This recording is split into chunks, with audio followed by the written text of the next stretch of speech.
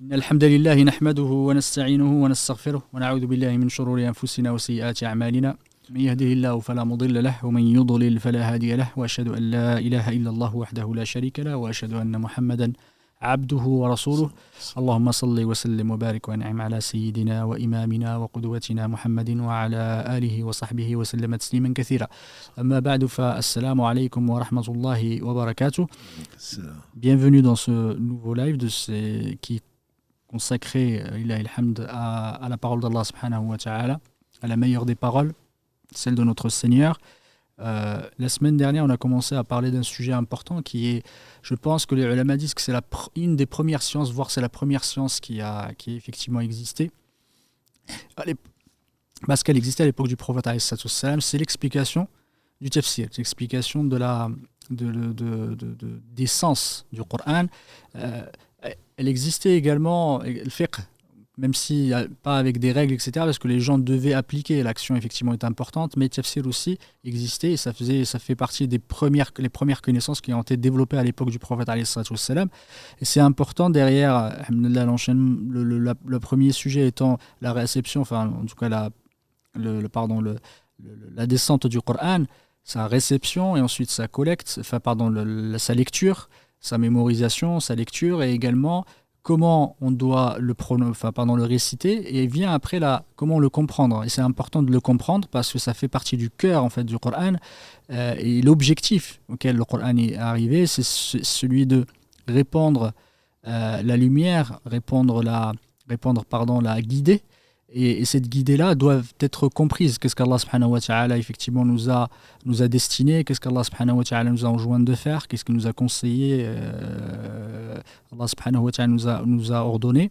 C'est très important de comprendre le sens profond et le sens et l'objectif. Effectivement, le Coran, on en parlait tout à l'heure juste avant, l'objectif du Coran, c'est quelque chose qu'on doit avoir en considération et toujours garder à l'esprit qu'il y a un objectif de guider. Il est venu pour guider l'humain. Et l'humain, il est au centre effectivement du Coran et de cette finalité importante. Et c'est dans ce sens-là, c'est le sens de la compréhension du Coran et la compréhension de la contemplation du Coran. C'est pour cela qu'on a accordé peut-être 2 cours ou 2 sessions pour le tafsir, parce que c'est un sujet important et ça fait partie des grandes, des plus importantes sciences dans les sciences du Coran. Barakallahu fik, Cheikh, de nous accorder du temps aujourd'hui pour aborder ce sujet-là. Ilahi alhamd, on ne veut pas de rentrer trop dans le détail, mais c'est important que les gens le rapprochent, faire de la vulgarisation sur le tafsir, parce que le nom du tafsir, c'est un mot, mais derrière, il revêt une complexité, une richesse extrêmement importante, et qui a démarré à l'époque du prophète alayhi salatu wassalam, et qui a perduré jusqu'à aujourd'hui. On a toujours encore des essais de la part des ulama pour apporter leur touche, apporter pas une touche d'innovation, mais une touche de richesse et de complémentarité à ce qui a été abordé, sans être en contradiction avec ce qui a été expliqué par nos pieux prédécesseurs. Barakallahu fik, Cheikh. Et avant, je remercie les frères, qu'Allah les récompense par les meilleurs qui sont derrière. Alhamdulillah, qu'Allah les bénisse et bénisse leur temps. بارك الله فيك يا سي محمد. بسم الله الرحمن الرحيم. الحمد لله رب العالمين. أشهد أن لا إله إلا الله وحده لا شريك له وأشهد أن محمدا عبده ورسوله. اللهم صل على محمد وعلى آل محمد كما صليت على إبراهيم وعلى آل إبراهيم إنك حميد مجيد. اللهم بارك على محمد وعلى آل محمد كما باركت على إبراهيم وعلى آل إبراهيم إنك حميد مجيد. ورضى اللهم عن الخلفاء الراشدين والصحابة أجمعين ومن تبعهم بإحسان إلى يوم الدين أما بعد. Donc les auditeurs, les auditrices, assalamu alaikum wa rahmatullah, barakallahu fik, si Mohamed Adda, Karim, fidèle au poste. Et merci donc aux auditeurs d'être aussi fidèles et de nous faire confiance. Et comme je dis souvent, ça n'a pas de prix. Notamment sur la science, la révélation, celle qui est infaillible. Donc il est clair que, comme tu l'as dit la semaine dernière et aujourd'hui aussi en introduction, c'est que le Coran n'est pas venu pour être récité, c'est pour être compris, pour être pratiqué. Et donc, certains ont fait de la récitation un but. Le but n'est pas celui-là. Le but, tu l'as signalé, peut-être qu'on reviendra dessus, c'est la guider. La miséricorde d'Allah, c'est la guider. Et Ibn Qayyim disait qu'à la fasse miséricorde, les 3 raisons pour lesquelles Allah a envoyé tous les messagers, c'est faire connaître Allah. Et ça, le Coran, c'est par le Coran qu'on le sait, entre autres. Et c'est que Allah aime pour nous et ce qu'il n'aime pas pour nous, ou ce qu'il aime que l'on n'utilise pas parce qu'il sait tout. Et donc, c'est vraiment, il nous guide. Subhanahu wa ta'ala, il guide ce qui n'est pas humain ni djinn. Et que dire alors de la guider, donc des hommes. Et d'ailleurs, on le sait, du verset 5 au suivant, le cheikh de l'islam il disait que le plus grand besoin de l'homme, c'est la guider. C'est la guider. Et c'est pour cela qu'après avoir loué Allah dans la sourate al-Fatiha et attesté qu'il est le seul digne d'adoration, on demande la meilleure des choses, c'est la guider. Et donc c'est pour la guider qu'Allah subhanahu wa ta'ala a envoyé les différents prophètes, et ce qui prouve d'ailleurs, puisque si Allah est miséricordieux, Ar-Rahman Rahim, on ne peut pas imaginer qu'il n'ait pas guidé ses serviteurs, puisque c'est la plus grande des miséricordes, puisque la finalité, c'est le paradis, en dehors duquel ce n'est que l'enfer.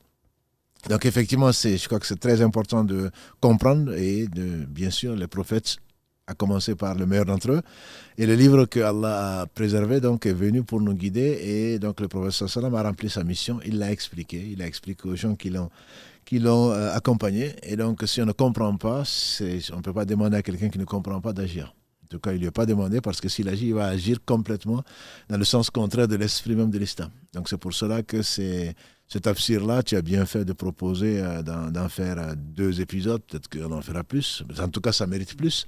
Mais peut-être qu'on se contentera de 2 épisodes. Dans la mesure où, comme tu l'as dit, le prophète sallam a expliqué déjà à ses compagnons qu'Allah les agrée tous. Et aussi, un aspect qu'on a discuté en off, c'est vraiment les aimer.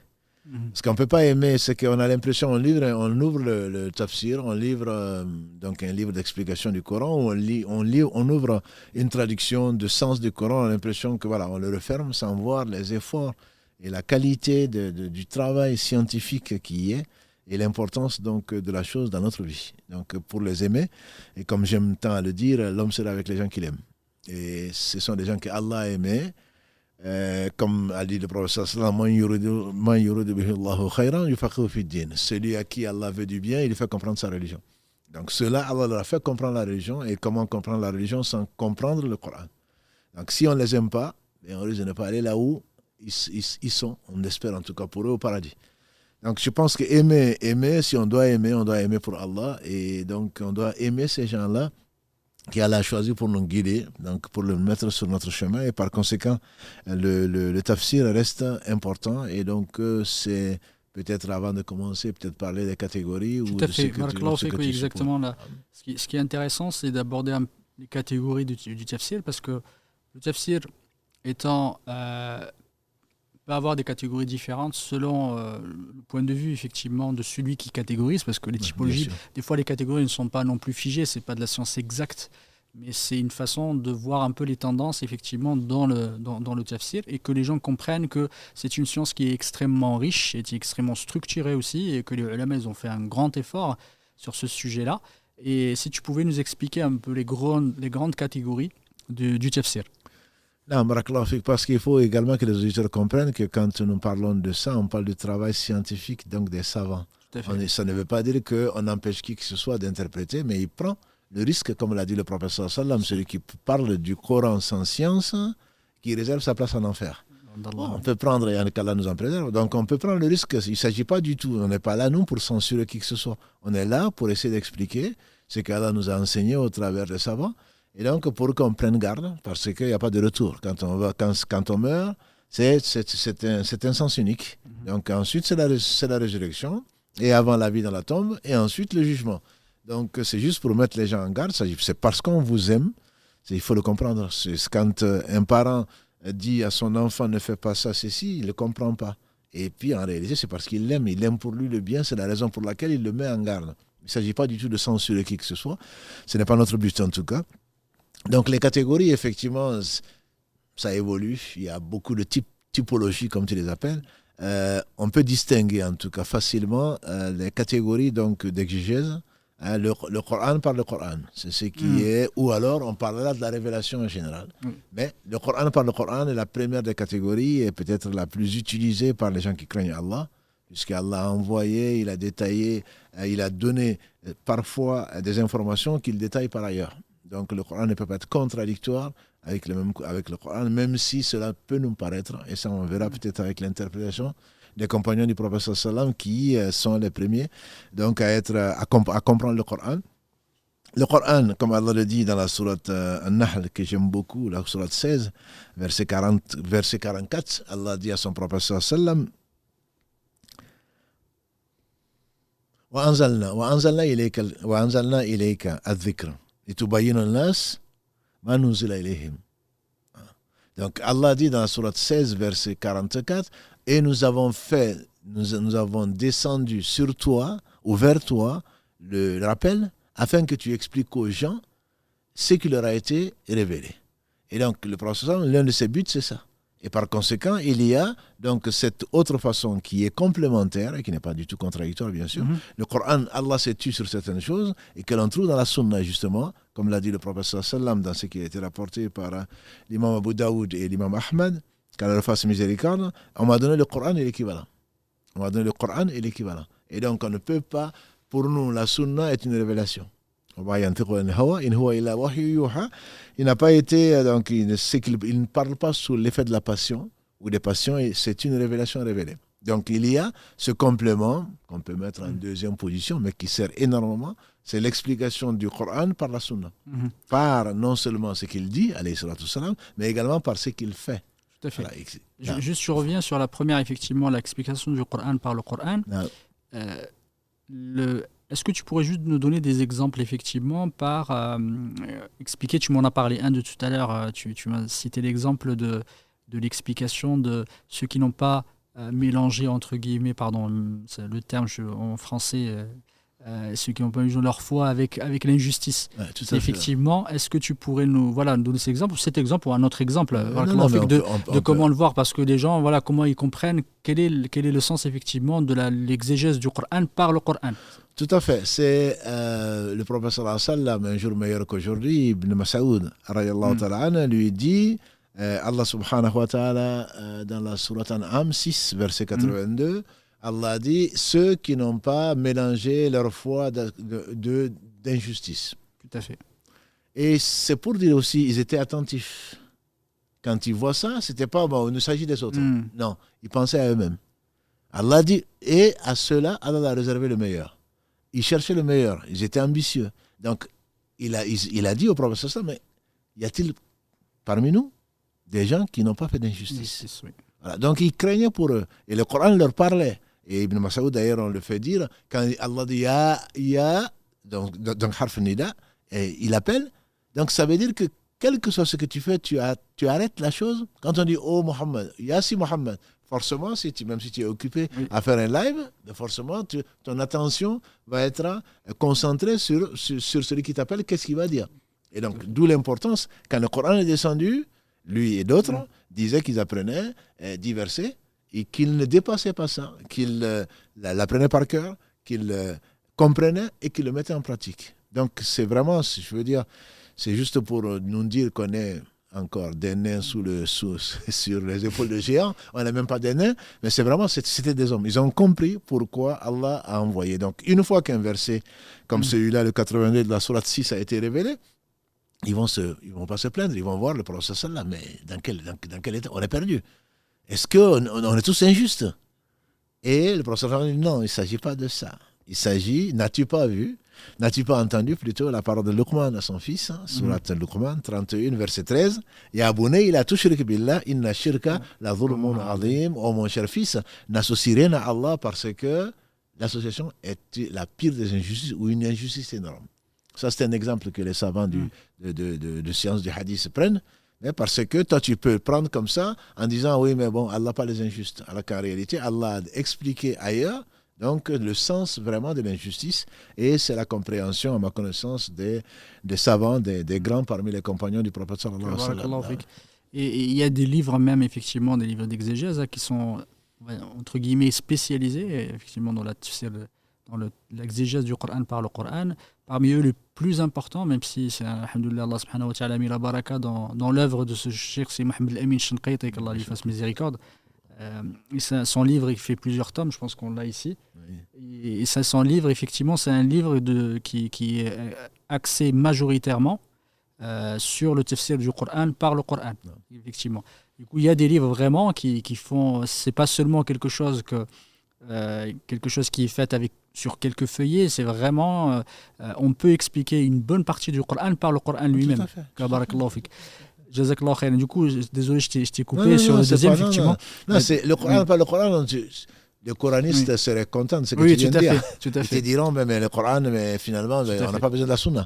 C'est pas du tout ce que tu as dit, c'est pas du tout ce que disent les savants, c'est justement parce que le Coran est complet sur 23 ans, il n'y a pas de contradiction d'une partie par rapport à l'autre, comme tu l'as rappelé il n'y a pas si longtemps que ça.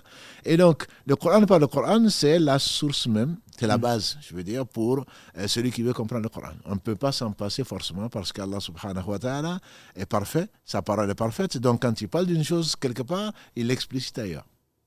Donc ça, c'est le cas de ce fameux verset que les savants donnent. Ensuite, le prophète n'est pas venu pour réciter le Coran, il est venu pour le comprendre, pour l'expliciter, pour l'expliquer, pour le mettre en pratique. Et donc, ce que disait le prophète sallallahu alayhi wa sallam, la preuve même dans ce qu'on a dit Ibn Mas'ud, c'est ce que Allah lui a révélé, c'est pour expliquer donc aux gens ce que Allah subhanahu wa ta'ala a voulu dans le détail, quand Allah parle de la prière, quand il parle de la zakat, quand il parle de tout, c'est le prophète qui vient et Jibril, sur l'ordre d'Allah, venait le voir pour lui expliquer. Donc même ce qu'il mettait en pratique, c'est le Coran. La preuve, notre mère Aïcha, quand on lui a demandé quel était le caractère du prophète ou le comportement, il a dit c'était le Coran. Voilà. Donc le prophète était là pour expliquer aux compagnons, soit pour rectifier, comme le cas qu'on a vu, soit dans un de ses discours, il expliquait alors qu'eux, ils n'avaient pas du tout compris cela, ou pour leur expliquer parce qu'Allah a voulu qu'ils parlent, puisqu'il parle, c'est une révélation, pour leur parler d'une explication du Coran avant qu'ils le demandent. D'autres aussi pouvaient venir lui demander à propos de tel verset ou tel autre, donc il expliquait également. Donc son rôle était là. Il était là pour répondre aux questions, mais parfois, comme il a dit, alayhi salatu wassalam, quand Jibril est venu, le hadith de Jibril, le fameux hadith, il a dit, c'était Jibril qui est venu pour vous expliquer votre religion, pour vous enseigner votre religion.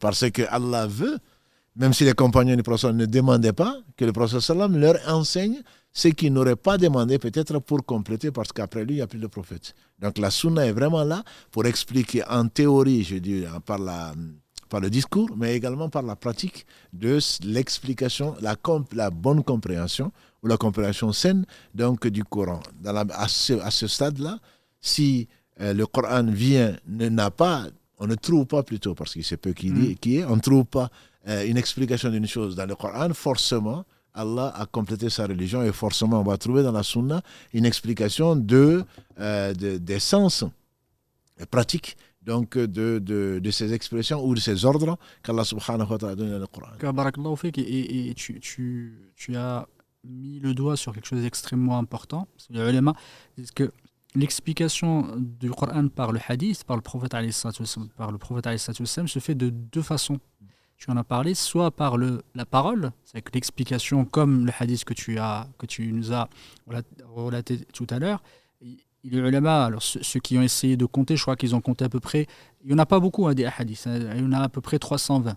Il y en a certains qui sont authentiques, d'autres qui sont faibles, etc.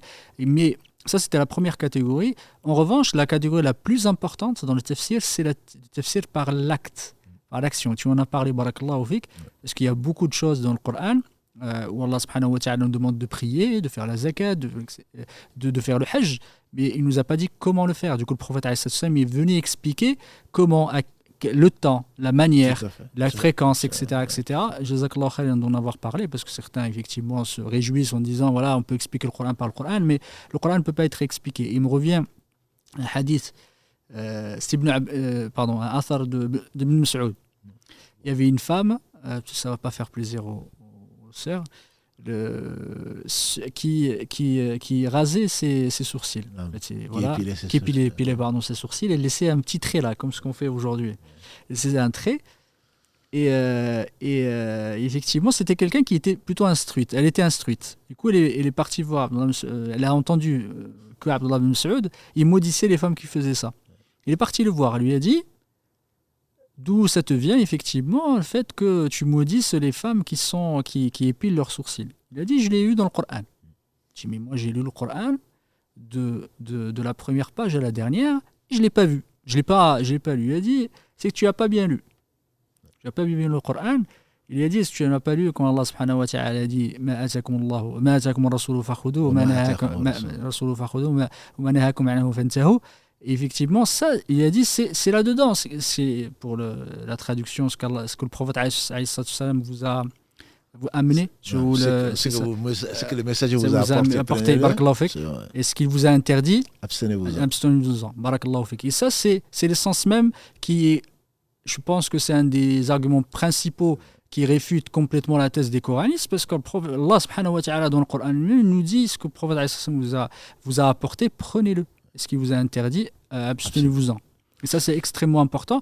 Et d'ailleurs, c'est un des principes les plus importants qu'un Shafi'i, qu'Allah subhanahu wa ta'ala lui fasse miséricorde. C'est le premier qui avait écrit un livre sur les principes de jurisprudence, appelle Usul al-Fiqh. Et c'était son premier principe. Effectivement, c'est le premier principe. Mais le principe, c'est ce que le prophète nous a amené, c'est l'explication du Coran passe par la compréhension du prophète et également passe par la pratique, effectivement, la pratique du Coran, pardon, la pratique du prophète qui est venu nous expliquer les principes, ou nous expliquer les ordres dans la parole d'Allah subhanahu wa ta'ala. En passant effectivement au troisième, si tu pouvais juste nous parler du troisième, ou peut-être que tu voulais faire une petite... Juste la pratique, effectivement, ce hadith d'Ibn Mas'oud, c'est le verset 7 de la sourate 59 pour ceux de nos auditeurs qui veulent suivre, parce que c'est vraiment très important. Et j'ai dit également que s'ils veulent faire partie des 4 catégories qu'Allah subhanahu wa ta'ala a agréées, et il dit dans la sourate An-Nisa, 4 verset 69, ومن يطع الله والرسول فأولئك مع الذين أنعم الله عليهم من النبيين والصديقين والشهداء والصالحين وحسن أولئك رفيقا. C'est-à-dire qu'obéir à Allah et à son messager. Voilà ce qu'Allah a agréé. Et pourtant, dans ta Fatiha, tu es en train de dire Sirata alladhina an'amta alayhim. Allah te dit il faut lui obéir, il faut obéir au messager. C'est juste une petite anecdote comme tu les aimes. Un coraniste a été à faire la Umrah ou la Hajj. Et donc, il serait descendu, on va raconter ça. Et il a fait le tawaf. Donc, bon, le tawaf, c'est le Coran. Donc, il a fait un tour. Après, il est remonté à l'hôtel. Voilà, donc celui-là, il a fait du tourisme. Pourquoi? Il dit parce que dans le Coran, on ne trouve pas qu'il faut faire 7 tours. Et donc, son tawaf, il est nul. Il n'y a pas de divergence entre les savants. Comment est-ce qu'il peut le faire? Je ne parle pas de la zakat, de la prière, comme tu l'as dit. Effectivement, comme on le sait. Donc, le message, dans sa pratique, dans ses dires, le seul bémol, entre guillemets, qu'on pourrait dire, c'est effectivement, il faut distinguer que le dire qui est authentique et ce qui n'est pas. Dans le Coran, tout est authentique, il n'y a pas de doute dessus. Dans le hadith, c'est que le messager sallallahu alayhi wa sallam a dit, qui a été authentifié, il n'y a pas de doute dessus. Mais, comme tu as fait, quand j'étais absent, toute une série sur le hadith, la science du hadith, donc on sait qu'il y a des hadiths qui sont authentiques et d'autres qui ne le sont pas. Donc le seul bémol, entre guillemets, c'est de savoir est-ce que on attribue au prophète sallam ceci et cela. Est-ce que c'est authentique? Une fois que c'est authentique, alhamdulillah, le problème ne se pose pas. Donc il y a cette deuxième catégorie. Il y a la troisième catégorie, c'est le hadith, enfin l'explication du Coran par les compagnons du prophète sallam. Alors bon, les gens, certains, les coranistes également, ils diront que ce sont des hommes comme nous. En réalité, ce ne sont pas les hommes comme nous, parce qu'eux, ce sont des hommes. Quant à toi, je ne sais pas ce que tu es. Donc, ce sont les hommes, Allah les a choisis pour accompagner les meilleurs des hommes. Ce sont des hommes qui ont fréquenté, qui ont côtoyé le prophète sallam. Ils ont été témoins de la révélation du Coran. Ils ont été témoins ils connaissaient l'arabe. Je dirais comme le prophète sallallahu alayhi wa sallam. Donc, si on doit apprendre de quelqu'un, c'est bien, on doit apprendre d'eux. Et d'ailleurs, Ibn Qayyim, il disait, al-ilm, qala Allah, qala Rasoul, moi je me suis arrêté là, il dit, qala sahaba.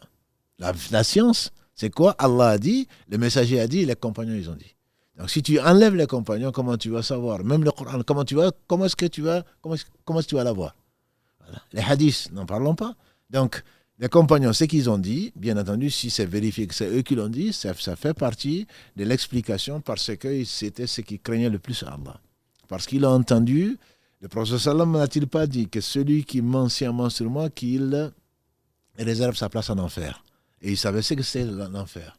Et il craignait l'enfer. Et donc, ce n'est pas des gens qui allaient mentir. Et même Abu Sufyan, qu'Allah lui fasse miséricorde, avant sa conversion, Il disait, quand on parlait du prophète sallam, qu'il n'a jamais menti avant la révélation. Et les historiens, ils disent, à l'époque, les Arabes ne mentaient pas. Même les polythéistes ne mentaient pas.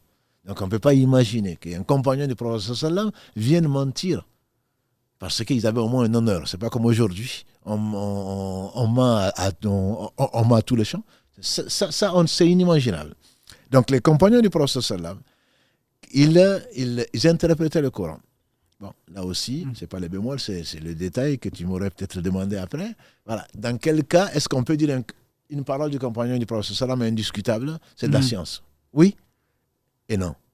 Oui, quand le compagnon du prophète sallam te parle de Sabab al-Nuzul, de la cause de la révélation, on sait que c'est important pour comprendre dans quel contexte Allah a révélé ceci, pour bien comprendre. Quand il te parle du ghaib, de l'inconnu, et bien entendu, il ne peut pas deviner ce que le paradis va dire à l'enfer, ce que l'enfer va dire au paradis, ce qui va arriver, et le trône, etc. Il ne peut pas. C'est impossible. Donc, nécessairement, il le tient du prophète sallam, même s'il ne fait pas remonter. C'est la parole d'un compagnon, mais c'est considéré par les gens du hadith, plutôt par les savants en général, comme quelque chose qui est valable. Après, il se peut également qu'ils donnent leur compréhension de versets parce qu'ils étaient arabes, ne serait-ce qu'en langue arabe. Ça, c'est une des façons donc, d'interpréter le Coran en langue arabe, de ce qu'Allah leur a fait comprendre, parce qu'Allah a fait comprendre à Suleiman ce qu'il n'a pas fait comprendre à Daoud, son père, et pourtant, c'est deux grands prophètes. Voilà, Allah a fait comprendre à partir de certains versets, ils ont compris certaines choses, qui peuvent être d'ailleurs souvent complémentaires. Voilà, on ne va pas dire que c'est l'explication, c'est l'une des explications. Donc, que l'on prend également. Et donc, c'est pour dire que c'est un ensemble, mais quand il y a les compagnons du prophète sallam, quand il y a une parole qui n'a pas été contredite par d'autres compagnons, et c'est très très rare, bien sûr, on la prend comme une explication une explication du texte. C'est très important de le dire effectivement, et que les sahaba étant... le tafsir des sahaba étant quelque chose qui est admis par les exégètes et fait partie de l'exégèse, on va dire, fondamentale, parce qu'elle fait partie de ce qu'on appelle le ulama, l'exégèse du salaf.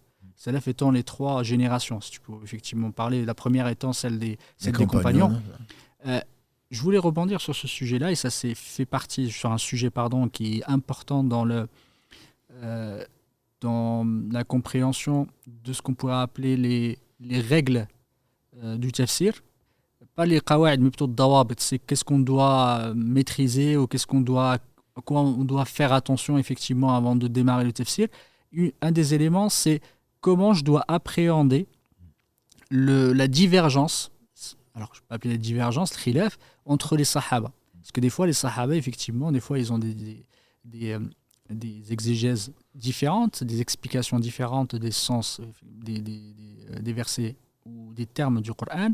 Si tu pouvais juste nous en parler, comment on peut le prendre, sachant que, voilà, juste une petite introduction, le Cheikh Islam Ibn Taymiyyah, rahmatullahi ta'ala alayhi, il en parle dans son livre, et d'autres d'ailleurs. Il disait qu'effectivement, il y a la plupart des divergences, c'est plutôt des divergences de richesse ou de complémentarité, plutôt. Et c'est très très rare quand il y avait effectivement une divergence, mais plutôt de contradiction. Voilà, si tu pouvais juste nous en parler, voilà, pour que les gens comprennent qu'effectivement, la plupart des fois, c'est pas forcément, la divergence ne veut pas dire forcément on se contredit, on n'est pas d'accord, etc. Effectivement, c'est une richesse. Je pense qu'il faut l'avoir dans le temps de richesse, une tolérance également entre nous. Allah fait comprendre certaines choses à certains et pas à d'autres, mais c'est rarement pour le contradictoire, comme tu le dis. Et le principe des savants, c'est que quand il y a une explication qui est donnée par des gens de qui on pense du bien, ça peut être des compagnons, ça peut être d'autres plus tard, on le verra, Inch'Allah, et que ce n'est pas contradictoire, ce n'est que des sens qui sont complémentaires, ce n'est qu'une richesse. Non, parce que ce sont des gens qui ne mentent pas, ce sont des gens qui craignent Allah, c'est des gens qui ont compris ce qu'ils ont compris. Quelqu'un, pour une cause de la révélation, ça a été révélé sur un tel. Par exemple, on peut comprendre que ça concerne ce cas-là, par exemple, et d'autres ont pu comprendre que ça concerne certes ce cas-là, ça ne se limite pas non plus à ce cas-là. Voilà. Ou ça a été révélé, pour certains, on sait que certains versets ont été révélés soit 2 fois, soit plusieurs causes de révélation. Lui ne connaîtrait peut-être qu'une cause de révélation, etc. Donc, c'est plutôt une richesse de mettre tout ensemble quand c'est pas contradictoire. Et quand c'est contradictoire à ce moment-là, il faudrait voir quel est donc l'avis le plus fort sur d'autres critères qu'on ne discutera pas aujourd'hui. Barakallahu fik. Il y a un exemple qui me vient en tête, c'est Allah subhanahu wa ta'ala dit وَالْعَادِيَاتِ ضَبْحًا. L'explication la plus commune, c'est que ce sont les chevaux, l'adiyat, c'est celles qui courent, l'adiyat. Dabha, c'est le son en fait qu'elles font quand elles galopent. C'est ça, quand il c'est ça. C'est alit, voilà, c'est le allaitement, effectivement. Et ça, c'est ça, c'est l'explication d'Ibn Abbas, qu'Allah leur fasse misère, qu'Allah les agrée. Et une fois, Ali ibn Abi Talib avait entendu effectivement cette exégèse, et il est parti voir Ibn Abbas, il lui a dit, mais d'où ça te vient? Il lui a dit, nous, à l'époque, quand ce verset a été révélé, on n'avait que 2 chevaux. Et le reste, ce qu'on avait, c'était que des chameaux, des dromadaires. C'était que des dromadaires. Absolument, Il lui a dit, du coup, normalement, c'est des dromadaires. Du coup, on a ces 2 explications, effectivement. Une qui dit que les adiyat, ce sont les chevaux, et qui est l'explication la plus commune, en fait. Et c'est l'explication de Ali qui est que ce sont des dromadaires. Et ce qui est effectivement intéressant, c'est quand on prend la position de Imam Tabari, qu'Allah lui fasse miséricorde, qui est Cheikh al-Mufassirin, c'est les plus grands exégètes qui existaient. Il faisait partie des grands ulama. Il avait même un madhab qui maintenant il a disparu, mais il avait une école de jurisprudence. Il avait des gens qui les suivaient. Il disait que pour lui, il n'y a pas de contradiction. Ce que je disais, c'est plutôt de la diversité, parce que l'adiyat veut dire celle qui court, alors que ça soit effectivement des chameaux ou que ça soit des chevaux. Il n'y a pas de problème là-dessus, parce que c'est pas contradictoire en soi. C'est ce que tu disais tout à l'heure. Je pense qu'il ne faut pas oublier l'objectif du Coran. Oui.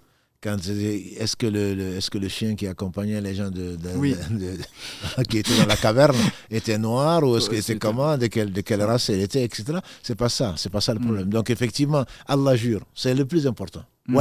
Allah jure par ce qu'il veut, et donc Allah jure là par ceux qui courent. Voilà. Et en même temps, puisque tu es en train d'en parler, ça m'a fait penser à une chose, c'est que comme Allah sait le présent, le futur, et le passé, le présent et le futur, Allah peut jurer par quelque chose que les compagnons n'ont pas vu. Tout à fait. Voilà. Donc c'est pas parce qu'on n'avait que 2 chameaux, même si l'explication certainement, donc Ali, il est l'un des plus grands savants de l'islam, et très sage et très instruit. Mais il se peut qu'effectivement, une généralisation de ce qui court peut inclure les chevaux, et c'est comme tu dis, c'est l'avis le plus fort. Mais parce que les chevaux, c'est eux qui, on sait qu'ils sont caractérisés par quand ils rentrent, quand ils se mettent au service d'Allah, et ils courent vite, et on sent le souffle des chevaux. Donc lui, il a compris comme ça, et beaucoup de savants également l'ont suivi de là. Mais il n'est pas exclu effectivement que ça concerne les chameaux, ou que ça concerne d'autres animaux également. Barakallahu fik. Il y a des exemples comme ça, il y en a beaucoup, alhamdoulilah. C'est la plupart, comme a dit Cheikh al-Islam Ibn Taymiyyah, c'est la quasi-majorité des divergences entre les sahaba. Du coup, en parlant effectivement des sahaba, barakallahu fik, on en a parlé la semaine dernière, des grands sahaba qui étaient connus pour les exégèses. L'autre catégorie, c'est entre la manière, effectivement, de la méthodologie ou la manière de l'exégèse, c'est l'utilisation aussi de l'exégèse par les tabi'in. Tout à fait, c'est ce que tu dis tout à l'heure. Le salaf, contrairement à ce que certains peuvent penser, les salaf, ce n'est pas les conservateurs. Salaf en arabe, et même dans le Coran, Allah l'utilise, c'est ce qui est passé. Et donc le prophète sallam a dit dans un hadith authentique, les meilleurs siècles ou les meilleurs temps, c'est ma génération. Ensuite celle qui suit, ensuite celle qui suit. Et celui qui l'a rapporté, un des raouis disait, je ne sais pas s'il a dit et celle qui suit. Donc au moins les 3 premières générations sont les meilleures, à n'en pas douter. Les compagnons du prophète sallam, et le prophète alayhi salam nous a dit que ce sont les meilleurs hommes après les prophètes. Pas seulement de notre temps, c'est les meilleurs hommes après les prophètes. Ensuite la génération qui a suivi, donc qui sont les tabi'in, et qui en français châtillent, on appelle ça des épigones. Alors, ceux qui suivent les compagnons, c'est pas un gros mot, donc c'est les épigones, et celles qui suivent les compagnons, celles qui suivent donc ces gens-là, les successeurs des successeurs. Et donc ceux-là également, et parmi eux, Allah en a honoré plus d'un. Donc, parmi eux, on connaît Moujahid, qui est très très connu, qui est un élève d'Ibn Abbas, on en a parlé la semaine dernière. Parmi eux, on m'a dit de parler un peu de Hassan al-Basri. On va pas, Allah lui a donné, on dit que le plus éloquent des Arabes, après les compagnons du prophète sallam, c'était lui, El-Hajjaj. C'était très connu, très très sage. Et Allah, c'était, on dit, l'un des élèves, il est mort juste... peut-être 5 ans avant la fin de l'épreuve de Omar ibn Khattab, et on dit que c'est Salama, même qu'il a allaité entre guillemets, bien qu'il n'allaitait pas.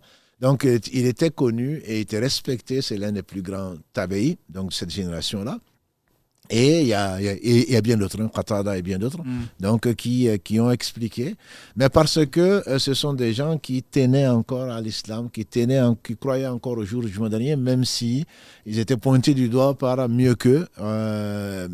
Ibn Mas'ud leur disait, vous, les épigones, vous connaissez plus de Coran que nous, bien qu'il connaissait lui le Coran par cœur, vous connaissez beaucoup plus de hadiths que nous, parce que vous avez pu rassembler de beaucoup d'enseignants, mais la différence entre vous et nous, c'est que nous, on croit au jour du jugement dernier.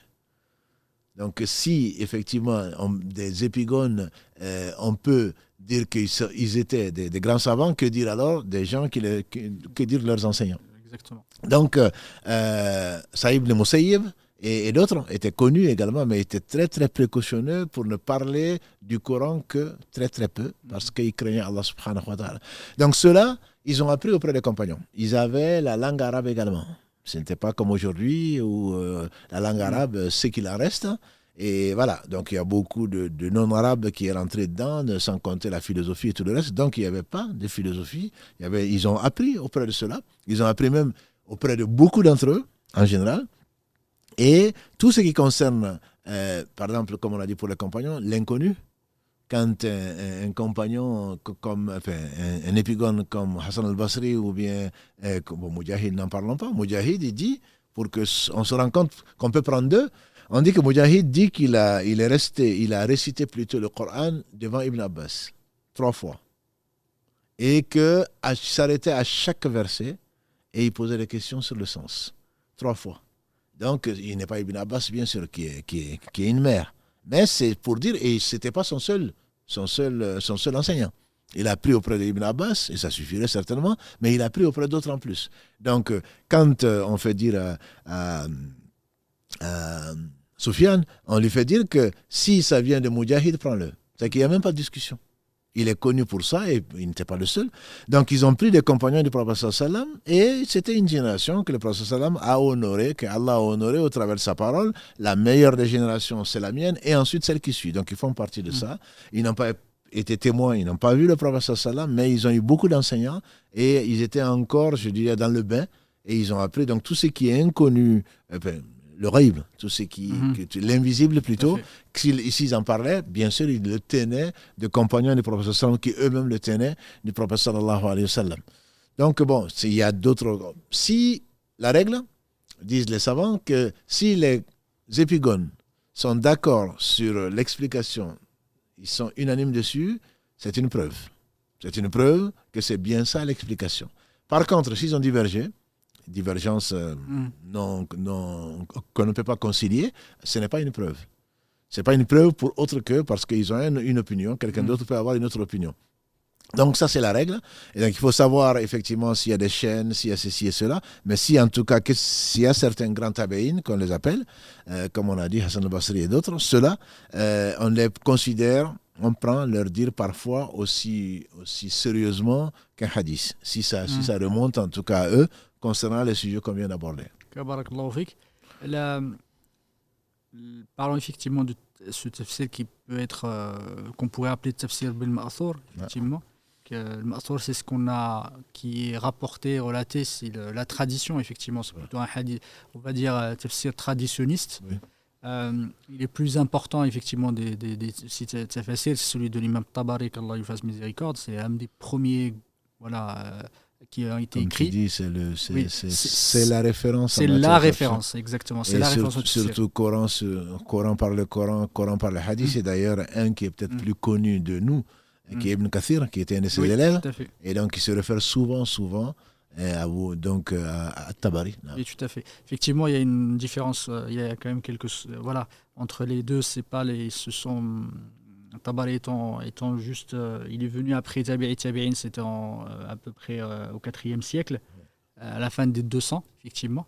Et son livre, effectivement, étant une référence. Il y a Ibn Kathir, effectivement, Barakallahu Fik, qui font parler. Ça fait aussi une des références pour Tafsir ibn Ma'thur également.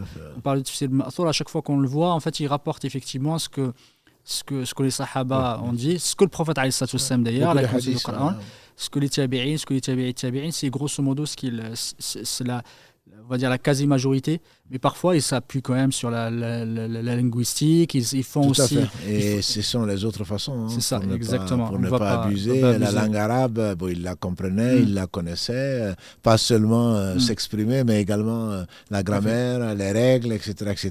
Et puis, malheureusement ou heureusement, il s'appuyait également sur une autre façon, qui est donc les Israéliens. Oui, Barakallahu Fik, je voulais qu'on en parle. Oui. Voilà. Si tu pouvais juste nous en parler, parce que c'est effectivement un bémol, enfin pas un bémol, mais une critique qu'on pourrait recevoir de certains, que effectivement beaucoup de Sahaba s'appuyaient sur les Israéliens, sur ce qu'ont rapporté les gens du livre. Tout à fait. Sur le Coran. Si tu pouvais nous parler de la position. Quel est le statut de ces textes? Ce qu'il faut comprendre, les Quraysh d'ailleurs, sachant que le prophète ne savait ni lire ni écrire, qu'il n'avait pas d'enseignant autre que Jibril qui venait de la part d'Allah subhanahu wa ta'ala, il le mettait au défi et il pensait, à tort, qu'il avait pu apprendre auprès d'enseignants des gens du livre. Or, ce n'est pas vrai, il ne les a rencontrés que 13 ans après, quand, sauf Waraka ibn Nawfal, qui mourut très tôt, qui ne lui a rien enseigné. Et donc, pour dire que il n'est pas étonnant que l'on utilise les Israéliates. On appelle Israéliates ce que l'on retrouve dans les livres des anciens. Les livres des anciens qu'on attribue à Moïse, qu'on attribue à Jésus, qu'on attribue à différents saints et à différents prophètes. Ce n'est pas du tout étonnant. Je dirais même, on doit même en être fier. Pourquoi? Parce que les récits des prophètes, Allah a tellement insisté dessus, et les prophètes, beaucoup de prophètes étaient des Banu Israël. Oui. Le prophète sallam dit depuis Israël jusqu'à Jésus, chaque fois qu'un prophète mourait, Allah désigne un autre prophète. Donc c'est une histoire qui est commune. Le récit le plus abondant dans le Coran, c'est le récit de Moussa, alayhi salatu wassalam. Donc il n'est pas étonnant que l'on retrouve des récits communs.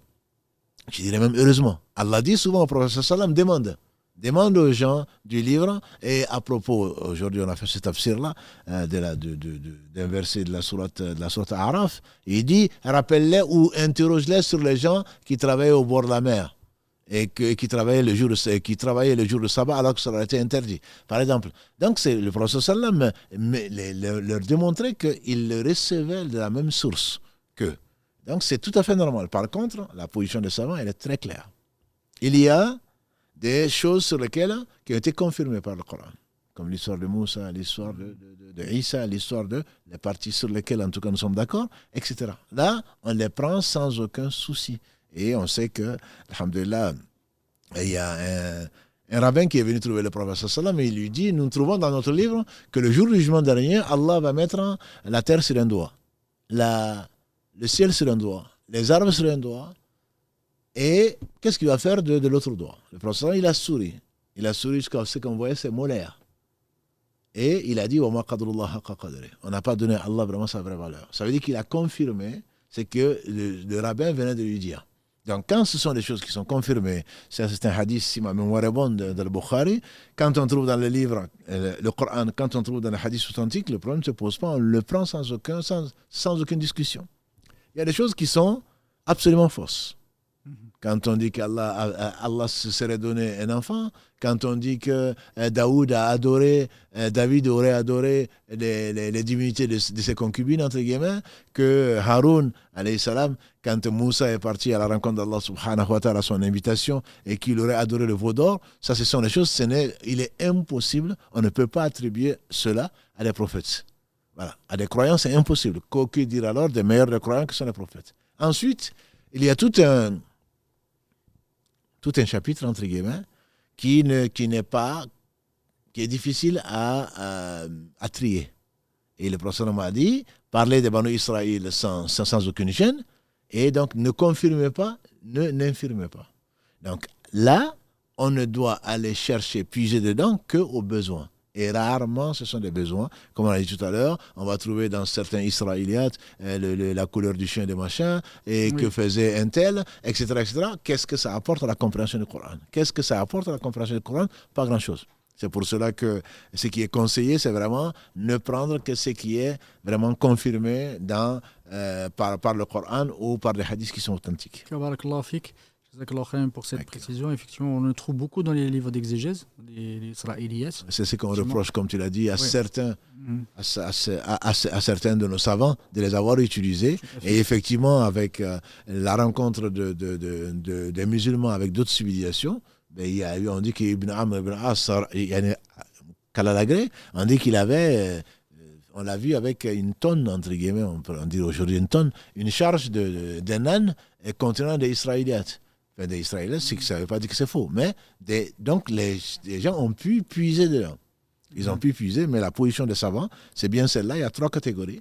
Il y a une qui a été confirmée, qui est en accord avec ce qui a été révélé de façon indiscutable. Il y a une qui est complètement contradictoire. Et entre les deux, il y a beaucoup de choses sur lesquelles le prophète m'a dit ne les infirmez pas, ne les confirmez pas. Si on les confirmait, on confirmerait peut-être du faux. Et si on les infirmait, on traiterait de mensonge quelque chose qui était vrai. Et donc ça, c'est la précaution entre guillemets en tout cas, c'est le conseil du prophète sallallahu alayhi wa sallam. Pour rassurer effectivement les personnes, alhamdoulilah, ça c'est très très facile, très simple en fait à identifier effectivement, parce que les gens lui disaient, où il n'y avait pas on les attribue pas au prophète alayhi wa sallam, il y avait quand même une honnêteté intellectuelle. D'ailleurs, comme Tabarik, Allah lui fasse miséricorde, et d'autres d'ailleurs, en fait il rapportait beaucoup de choses avec effectivement la chaîne de transmission, et pour eux ils avaient une règle, c'est celui qui a donné le isnad, c'est qu'il a dégagé sa responsabilité. Ça veut dire qu'effectivement la responsabilité c'est celui qui a rapporté. Des fois on peut leur reprocher ça, mais ça c'était une méthodologie effectivement à l'époque. On ne peut pas leur reprocher maintenant parce qu'on essaie d'être exigeant, parce qu'on n'est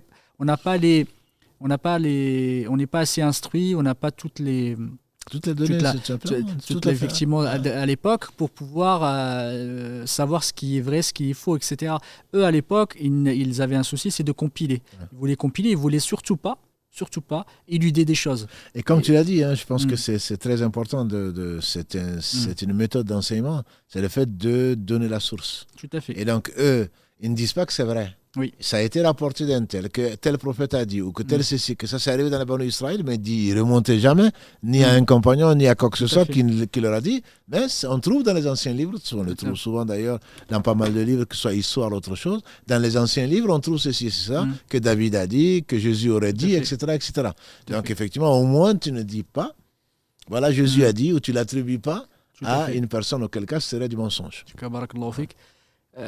Je voulais parler effectivement de ces règles du tafsir, ou des précautions à prendre effectivement le tafsir. La première étant, pour moi, qui est la plus importante, c'est de connaître l'objectif du Coran, le contenu et l'objectif auquel le Coran, avant de commencer en fait à le tafsir. Pourquoi je veux te poser cette question? Parce que certains, au-delà de l'aspect extrêmement important, de la finalité importante qui est la guider, c'est celle que les gens, que l'humain comprenne que Allah subhanahu wa ta'ala effectivement lui veut par exemple du bien, et que ce soit son Seigneur, et qu'on pousse effectivement à l'unicité d'Allah subhanahu wa ta'ala, à comment matérialiser cette foi, ces dogmes, ces croyances, comment réformer ses actions, réformer son comportement. C'est ce côté humain qui est extrêmement important dans le Coran pour venir le réformer et venir le guider vers son bien, effectivement. Parce que ça, Allah subhanahu wa ta'ala ne veut que du bien. Et derrière, certains se sont trompés. Parce qu'ils ont vu dans le Coran autre chose. Ils ont donné des objectifs, effectivement, c'est-à-dire, est-ce que c'est un livre de mathématiques, certains des livres est-ce que c'est un livre de sciences ou d'autres choses, alors qu'ils n'ont pas mal compris. Et quand on s'écarte de cette compréhension, de cet objectif principal, donc on commence à dévier. Et je donne un petit exemple, hein. C'est vraiment très rapide. Certains, à un moment, alors, de ce qu'on appelle tafsir al-ilmi, c'est l'exégèse scientifique du Coran. C'est le fait de ne pas réfuter complètement l'exégèse scientifique. Mais parfois, il y a un zèle ou l'extrémisme, de toute façon, dans tous les sujets. Parfois, on essaye du Coran comprendre qu'il y a des règles mathématiques et on commence à faire ce qu'on appelle je ne sais plus comment on peut appeler ça en français, à faire compter, dire qu'il y a des nombres, des choses, alors que le Coran n'est pas venu pour expliquer des théories mathématiques. Non, mais tu as raison, parce que c'est vrai. C'est que l'on trouve, si c'est vrai, c'est que ça vient d'Allah, mais on est complètement à côté de la plaque. C'est que le Coran est venu, comme tu l'as dit, pour guider les gens. Ensuite, que l'on sache qu'il est parfait parce qu'Allah est parfait, que c'est sa parole, il n'y a pas de doute. Quand Allah parle d'un sujet scientifique, un sujet, j'ai parlé la semaine dernière, ou même mercredi, de l'embryologie, qui n'était pas connu, bien entendu, qu'on a découvert au 19e siècle. Là. Mais quand Allah décrit, ça ne peut pas être autre chose que ça. Ou quand Allah, subhanahu wa ta'ala, parle du cœur des gens qui a été enveloppé par les ténèbres, on dit c'est exactement, les navigateurs vont trouver ça dans les endroits profonds de la mer où on ne verra que ténèbres sur ténèbres. Quand Allah décrit, c'est que c'est vrai. Mais ça n'a pas été envoyé pour ça. Le chiffre 19 auquel tu faisais allusion, quelqu'un qui a découvert que quand tu prends les lettres des sourates, tout est divisé par 19. Et après. Je dirais et après. Non, si ça prouve une chose, ça prouve que la parole d'Allah est parfaite. Mais est-ce que c'est pour ça que ça a été envoyé ?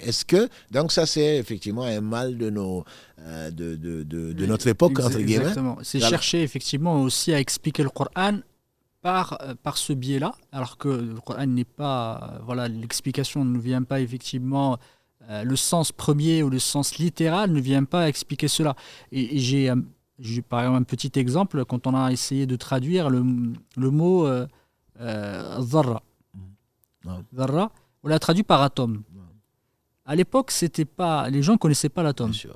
L'explication normalement devrait correspondre effectivement à ce que comprenaient les gens, au sens littéral, et l'explication qui vient de la langue arabe. Et à l'époque, ils ne connaissaient pas l'atome. Et maintenant, certains disent Allah subhanahu wa ta'ala effectivement a parlé de l'atome. Alors que la dharra explique par la poussière qui reste effectivement, par la tête d'une fourmi. Ça, c'est des explications arabes, mais on ne peut pas dire aujourd'hui que Dharra étant l'atome, et des fois on écrit atome, alors que c'est vraiment une explication qui n'est pas dans ce sens-là. Et par exemple, j'ai un autre exemple, effectivement, Mohamed Abdou, qu'Allah lui fasse miséricorde, fait partie de cette mouvance réformatrice du XXe siècle, qui avait expliqué Tayran Ababil en disant Tayran Ababil, c'est l'allusion aux insectes qui transmettent des maladies. C'est venir pour effectivement expliquer que dans la sourate Fil. Exactement. On a renvoyé des oiseaux par volée. Exactement. Et donc ces oiseaux seraient des insectes. Ce seraient des insectes qui transmettent des bactéries. Et disons, c'est qu'on a parlé effectivement des bactéries à l'époque du prophète, des virus, etc., bactéries qui sont... Et ça, il l'a écrit, et ça, c'est des fois, c'est des déviations, malheureusement, qu'on retrouve dans certains livres d'exégèse. Il faut faire très attention par rapport à ça, parce que certains ulama disent que, qu'Allah leur fasse miséricorde, disent qu'effectivement, les théories scientifiques, parfois, peuvent être remises en cause. C'est sûr. Et si aujourd'hui tu expliques le Coran en disant parce qu'il y a une théorie qui dit ça, demain ça change, tu vas dire quoi ? Tu vas dire qu'Allah s'est trompé. Tout à fait. Et ça ne veut pas dire qu'on réfute complètement. Et les ulama, ils ont quand même, certains, ils sont plutôt équilibrés en disant il y a des conditions strictes, on va expliquer le Coran avec des théories scientifiques ou avec des faits scientifiques qui ont été découverts. Mais il faut faire très très attention pour ne pas verser dans une sorte de je recherche en disant la science, il faut absolument que je montre que le Coran est une preuve scientifique, et tomber dans des choses qui ne sont contradictoires avec le sens même du Coran. Beaucoup de jeunes demandent, des enfants, je comprends encore, est-ce qu'on trouve le dinosaure dans le Coran ? Parce qu'on nous enseigne à l'école que les dinosaures ont existé, ils ont disparu. Moi je ne dis pas que ça n'a pas existé, mais je ne peux pas te sortir un verset pour dire que voilà ce que ça veut dire. Et certains ont été loin. Mais comme je le dis souvent, Maurice Bucaille, qui est décédé aujourd'hui, qui a découvert sur la momie de Pharaon les stigmates de noyade, ça ne fait que confirmer ce qu'Allah dit. Mais il n'aurait pas trouvé ça, que ça ne veut pas dire que Allah n'a pas dit la vérité. Au contraire, sadaqallah. Donc effectivement, on verse dedans et on oublie de faire la prière. On verse dedans et puis on rentre dans les spéculations. Et c'est lui d'ailleurs qui a découvert, je pense que c'était en 1989, si ma mémoire est bonne, c'est lui qui a découvert, parce qu'il dit avoir découvert avec un ordinateur que tous les chiffres, puisque tu as commencé par ça, tous les versets, tous les mots du Coran étaient dans chaque sourate étaient des multiples de 19. Bon, c'est quelqu'un qui donc, il a écrit des livres, il a fait des conférences partout aux États-Unis. En 89, j'étais aux États-Unis. Et quand je suis revenu en 90, et on m'a téléphoné à 2h du matin en disant qu'il a été assassiné parce qu'il a découvert ça, il dit qu'il a découvert ça, et ensuite il s'est pris pour prophète. Carrément. Eh oui. Et donc, un illuminé l'a assassiné parce qu'il s'est pris pour prophète, donc qu'il n'était plus musulman, etc. Bon, bien sûr qu'il n'a pas à le faire, quoi que ce soit, mais c'est juste la tendance. C'est-à-dire que tu découvres quelque chose, mais tu t'émerveilles de remercier Allah et tu passes la frontière et ce n'est pas pour ça. Et donc, tu t'es carrément perdu puisque il s'est pris pour prophète, donc après le prophète sallam, donc il est sorti d'islam. Il n'aurait pas été tué de toute façon, il serait sorti d'islam dans tous les cas. Et s'il mourait dans cet état-là, de toute façon, il serait non-musulman. Donc, c'est effectivement, tu mets en garde et tu as raison, il ne faut pas aller chercher dans le Coran. C'est pas pour cela que ça a été envoyé. Mais si on y trouve quelque chose, la théorie et l'évolution, comme tu l'as dit tout à l'heure, en tant que scientifique, je confirme effectivement que c'est par les théories qu'on évolue. Il y a des modèles qui évoluent en fonction des nouvelles découvertes, forcément. Et si, d'ailleurs, Maurice Bucaille, quand il a appris l'arabe pour comprendre le Coran, avant d'écrire ce qu'il a écrit, la Bible, le Coran et la science, il dit qu'on dit, la première sourate, c'est les premiers versets, « Iqra bismi rabbika alladhi khalaq, khalaqal insana min alaq » Lis au nom de son Seigneur qui a créé l'homme de alaq. Donc, les premières traductions que moi j'ai lues en français, des sens, c'était il a créé l'homme à partir d'un caillou de sang. Parce que les explicateurs à l'époque, au lieu de dire qu'il a créé l'homme à partir d'une adhérence, puisque alaqa, c'est quelque chose d'accroché. Au lieu de dire ça, ils ont dit ce qu'ils savaient de la réalité, c'est quand il y avait une fausse couche, donc il y avait un caillou, qu'on voyait des cailloux de sang, etc.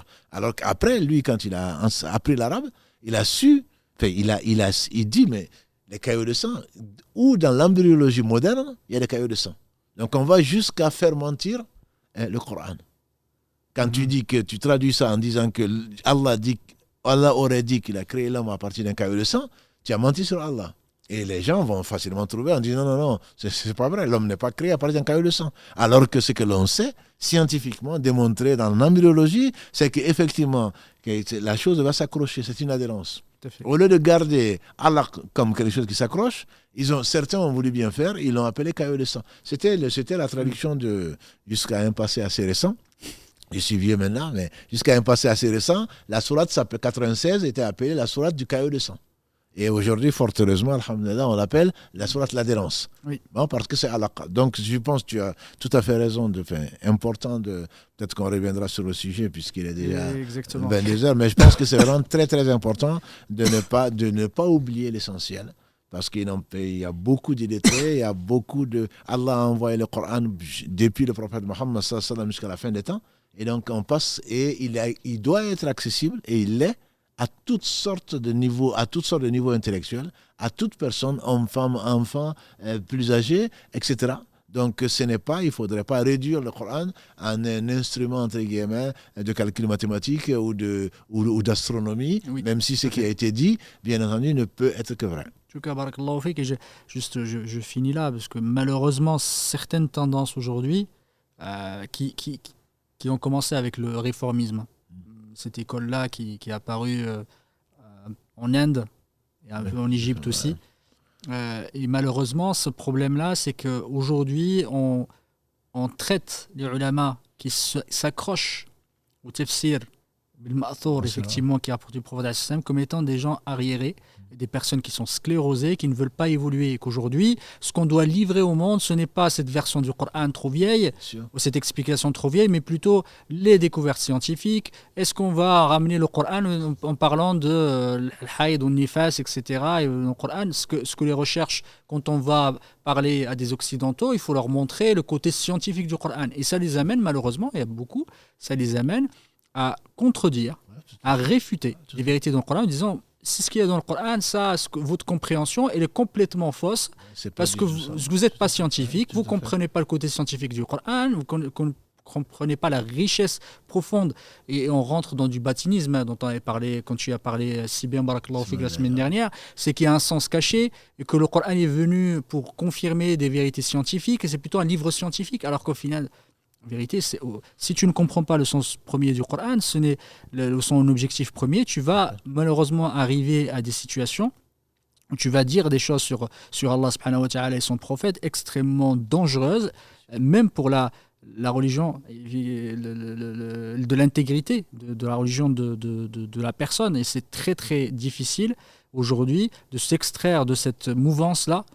qui commence à prendre le Coran et commence à faire complètement délaisser ou s'extraire de cet héritage, de cette tradition de l'exégèse du Coran et se dire tiens, moi je vais prendre le Coran, je vais commencer à prendre les théorèmes mathématiques et voilà, etc. Et je commence à faire ma propre exégèse parce que celle-là ne me va plus, parce qu'elle est trop ancienne, elle est sclérosée, elle est arriérée et elle ne peut pas évoluer. Tu as raison, c'est d'autant plus vrai que moi on me demande souvent comment se fait-il que tu sois un scientifique et en même temps que tu sois un imam. Et que comment se fait-il que y a beaucoup de nos sœurs et nos frères intellectuels, moi je dis, ce sont les plus exposés. Parce qu'ils vont entendre, ils vont vouloir trouver dans le Coran, c'est pas pour cela qu'il a été révélé. Et donc il y a beaucoup d'intellectuels qui s'éloignent de la religion parce qu'ils n'y ont pas trouvé, entre guillemets, à cause des critiques dont tu parles, et parce qu'ils vont chercher dans le Coran, c'est ce pourquoi il n'a pas été révélé.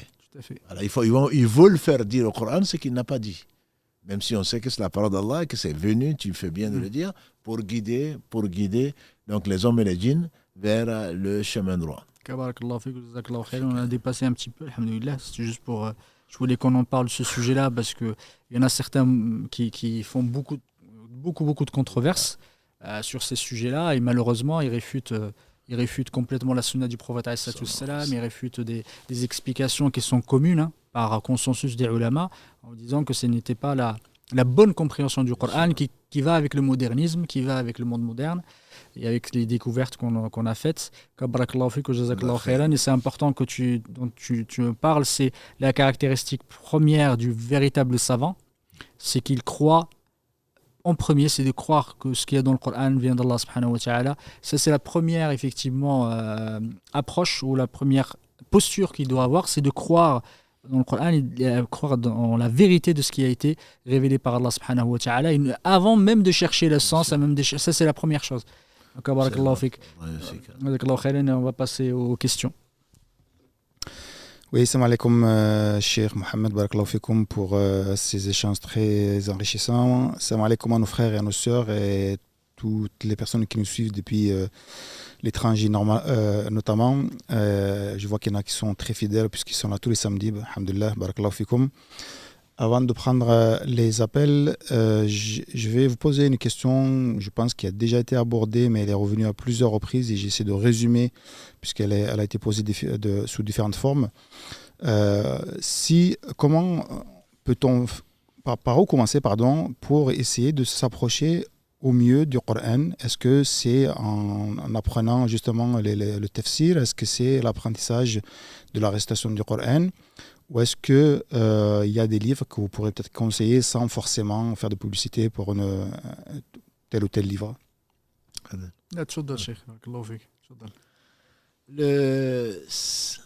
Je commencerai par la fin de ce que si Mohammed a dit, c'est que le Coran, il faut savoir qu'est-ce que c'est. Il faut savoir, pour prendre le Coran, aller apprendre l'arabe, aller apprendre le tafsir, c'est une très bonne chose, mais ce n'est pas le début. Le début, c'est vraiment d'être convaincu que c'est la parole d'Allah subhanahu wa ta'ala créée, qui a été révélée sur un homme par l'intermédiaire de l'ange Gabriel pour qu'il sert dans la lecture, qu'il sert dans la prière qui est une adoration et qui est parfaite. Ça vient d'Allah, ça ne vient pas de Mohammed.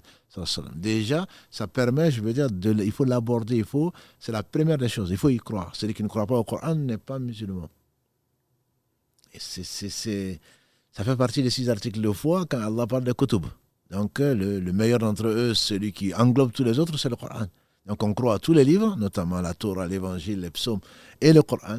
Donc, c'est déjà ça, c'est cette posture-là. Ensuite, il faudrait apprendre au moins le minimum pour pouvoir faire sa prière, notamment la Fatiha. Et avant de la connaître, on peut, comme on a dit, on peut prier avec Subhanallah, Alhamdulillah, La ilaha illallah, Allah akbar, wa la hawla wa la quwwata illa billah, et sans qu'on y passe 7 jours sur ça. On doit l'apprendre. Et ensuite, ce que je conseille à tout un chacun, notamment à nos sœurs et nos frères francophones, reconvertis ou pas, c'est de comprendre au moins ce que l'on dit. Parce que c'est par la prière qu'Allah a rendu obligatoire 50 fois par jour, qu'il récompense 50 fois et que l'on fait que 5 fois pour ce qui est obligatoire, c'est par la prière qu'on va se rapprocher d'Allah. C'est Allah qui nous guide et c'est Allah qui nous rapproche. Donc il faudrait savoir qu'est-ce qu'il a dit. Qu'est-ce qu'il a dit et qu'est-ce que ça veut dire. Au moins le sens, certains sens, au moins le sens trivial qui est dans ces versets-là. Au moins les sourates courtes, moi je conseillerais. Et alhamdoulilah, il y a des livres, je ne vais pas les citer comme tu dis pour ne pas faire de publicité. Le dernier 30e du Coran est souvent traduit, souvent en phonétique que je déconseille, mais au moins en arabe et dans une langue, n'importe laquelle, dans notre cas le français. Voilà. Donc moi je dis, au lieu de prendre la phonétique, c'est ce que je conseille à mes sœurs et mes frères, il y a beaucoup d'applications, je dis qu'il faut mieux vaut écouter et en même temps répéter. Et ensuite, avant de le réciter devant quelqu'un qui connaît le Coran, au moins qui connaît cette partie-là, parce qu'on peut faire les mêmes fautes et on a l'impression qu'on connaît, alors qu'en réalité, on fait les mêmes fautes toute sa vie. Donc ça, pour moi, c'est vraiment les premières étapes. Et au travers de là, Allah dit, et craignez Allah et Allah vous enseigne. Donc, une fois que l'on se met, le Coran est venu pour être compris, pour être appliqué. Donc, une fois qu'on se met à faire la prière, une fois qu'on se met à jeûner, une fois qu'on se met, on arrête de mentir, de médire, de voler, d'utiliser le faux tout simplement, c'est comme ça qu'on va se rapprocher d'Allah. Ce n'est pas une somme, ce n'est pas quantitatif, c'est qualitatif. C'est qualitatif. Et la vieille dame connaissait beaucoup moins que l'imam Al-Ghazali, qu'Allah lui fasse miséricorde, et donc Al-Ghazali, on lui fait dire oh Allah, donne-moi la foi de la vieille dame. Donc c'est vraiment une question de qualité. On va rencontrer Allah quand Allah le sait. Ça peut être ce soir, ça peut être dans 1 an, ça peut être dans 10 ans ou plus, peu importe. Donc l'important, il faut préparer, il faut croire au Coran en tant que parole d'Allah subhanahu wa ta'ala, ajouter foi et savoir qu'il y a guidé et miséricorde. Pour moi, si on a ça, alhamdulillah, on a un très bon départ et Allah facilitera le reste, Inch'Allah. Est-ce que tu peux rappeler juste l'histoire de la vieille dame, justement? L'histoire de la vieille dame, c'est... On dit que l'imam Al-Ghazali, Abu Hamid, il est connu, sur lequel il ne faut pas dire de mal. C'est un savant qui est reconnu d'obéissance Shafi'i. Je m'arrêterai là. Les savants, comme le dit ici Mohammed, ont critiqué certains de ses écrits pour l'utilisation de certains hadiths ou d'autres. Mais peu importe, il est en tout cas mieux que nous. Il était savant, il est respecté également par les savants. On doit dire d'eux, surtout après leur mort, que du bien. Voilà, ce n'était qu'une parenthèse. Donc l'imam Al-Ghazali, on dit qu'il est parti à Damas. Dans ceux qui ont vu Damas, il y a la mosquée des Omeyyades. Donc c'est la plus grande mosquée, ce qui est malheureusement devenu un lieu de tourisme maintenant. Et donc il y a la mosquée des Omeyyades et puis la mosquée, les rues de la mosquée, autour de la mosquée environnante, avoisinante, étaient rempli de partout, on ne pouvait même pas passer. Et j'ai une vieille dame qui passait qui dit qu'est-ce qu'il y a? Il imagine que quelqu'un est mort ou je ne sais quoi d'autre. On dit non, c'est l'imam Al-Ghazali qui est arrivé. Elle dit Al-Ghazali. Tu ne connais pas Al-Ghazali? Elle dit non. Et c'est Hujjatul Islam. C'est vraiment la preuve de l'islam. C'est des superlatifs. Et la dame me dit je ne connais pas. Mais qu'est-ce qu'il est venu faire? On dit il est venu faire une conférence sur la preuve de l'existence d'Allah. La vieille dame, elle ne s'est pas dégonflée. Elle dit il est encore à ce stade. Encore à ce stade de se poser la question de vouloir convaincre les gens sur l'existence d'Allah. Et quand on a relaté ça à l'imam Ghazali, on dit qu'il a dit oh mon Dieu, donne-moi la foi de la vieille dame. Parce qu'elle ne connaît, certes, elle connaît beaucoup moins, 100 fois moins, peut-être 1000 fois moins que l'imam al-Ghazali, mais elle n'avait pas de doute. Elle avait cette certitude qui a fait les anciens. Moi, je les admire vraiment, les anciens. Et on les critique peut-être, mon père m'a rien appris, mon père ne connaissait pas ceci, cela, mais ce qu'il connaissait, il connaissait son Seigneur. Ils avaient la certitude. Et tout ce qui leur arrivait, ils étaient, si Allah le fait, je me rappelle encore cette dame, son fils n'est pas là, c'était un de nos frères. Sa mère avait maladie de cœur, maladie, le diabète, et je ne sais quoi d'autre. Il était à la clinique. Et donc un ami, un frère de son fils va le voir en disant maman, comment ça va? Dans son lit d'hôpital, elle est décédée, qu'Allah lui fasse miséricorde. Dans son lit d'hôpital, elle dit mon fils, tout ce qui vient d'Allah, c'est du bien. Et pourtant, c'est quelqu'un qui nous enseigne, hein. C'est quelqu'un qui. Voilà. Il m'a raconté ça, c'est lui-même qui me l'a raconté. Quand on a ça, on espère mourir comme ça. Avec cette certitude que si Allah le fait, c'est que c'est la meilleure des choses qui arrive. Et ça, j'aimerais vraiment mourir comme ça. Parce que tout ce qui nous arrive, on est tellement inscrit dans l'insatisfaction, tellement inscrit dans la revendication, comme si Allah nous devait quoi que ce soit. Tout ce qui nous arrive, c'est pas normal, c'est injuste, etc. C'est parce qu'on ne connaît pas Allah. Tout à fait. C'est ça, je trouve ça tellement beau. Une dame peut-être qu'elle était analphabète, hein, elle dit, mon fils, tout ce qui vient d'Allah, c'est du bien. C'est qu'Allah lui fasse miséricorde. Voilà, donc ces anciens-là, moi je les admire. Vraiment, ce sont nos parents, nos grands-parents, nos arrière-grands-parents, mais il faut les respecter pour ce qu'ils avaient. Allah leur a donné ce qu'il ne nous a pas donné, nous, en tout cas pas encore.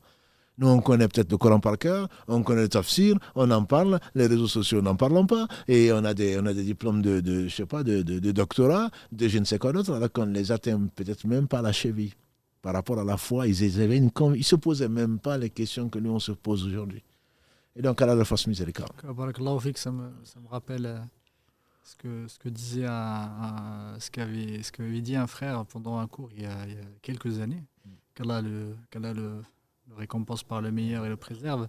Il m'a dit, il y a un proverbe, je crois, sénégalais. Il me disait, les gens aiment l'humain ou les gens aiment Allah, mais ne lui font pas confiance. Et effectivement, c'est vrai, on aime tous Allah, mais on ne lui fait pas confiance. Si on sait que, effectivement, si on sait que c'est Allah subhanahu wa ta'ala l'omniscient qui a tout décidé et qu'Allah ne veut que du bien, on ne peut pas il n'y a pas besoin de s'inquiéter. Et il y avait une petite, comme les anecdotes, de temps en temps, j'essaie de raconter des petites anecdotes. Je voulais en parler vendredi, mais j'ai oublié.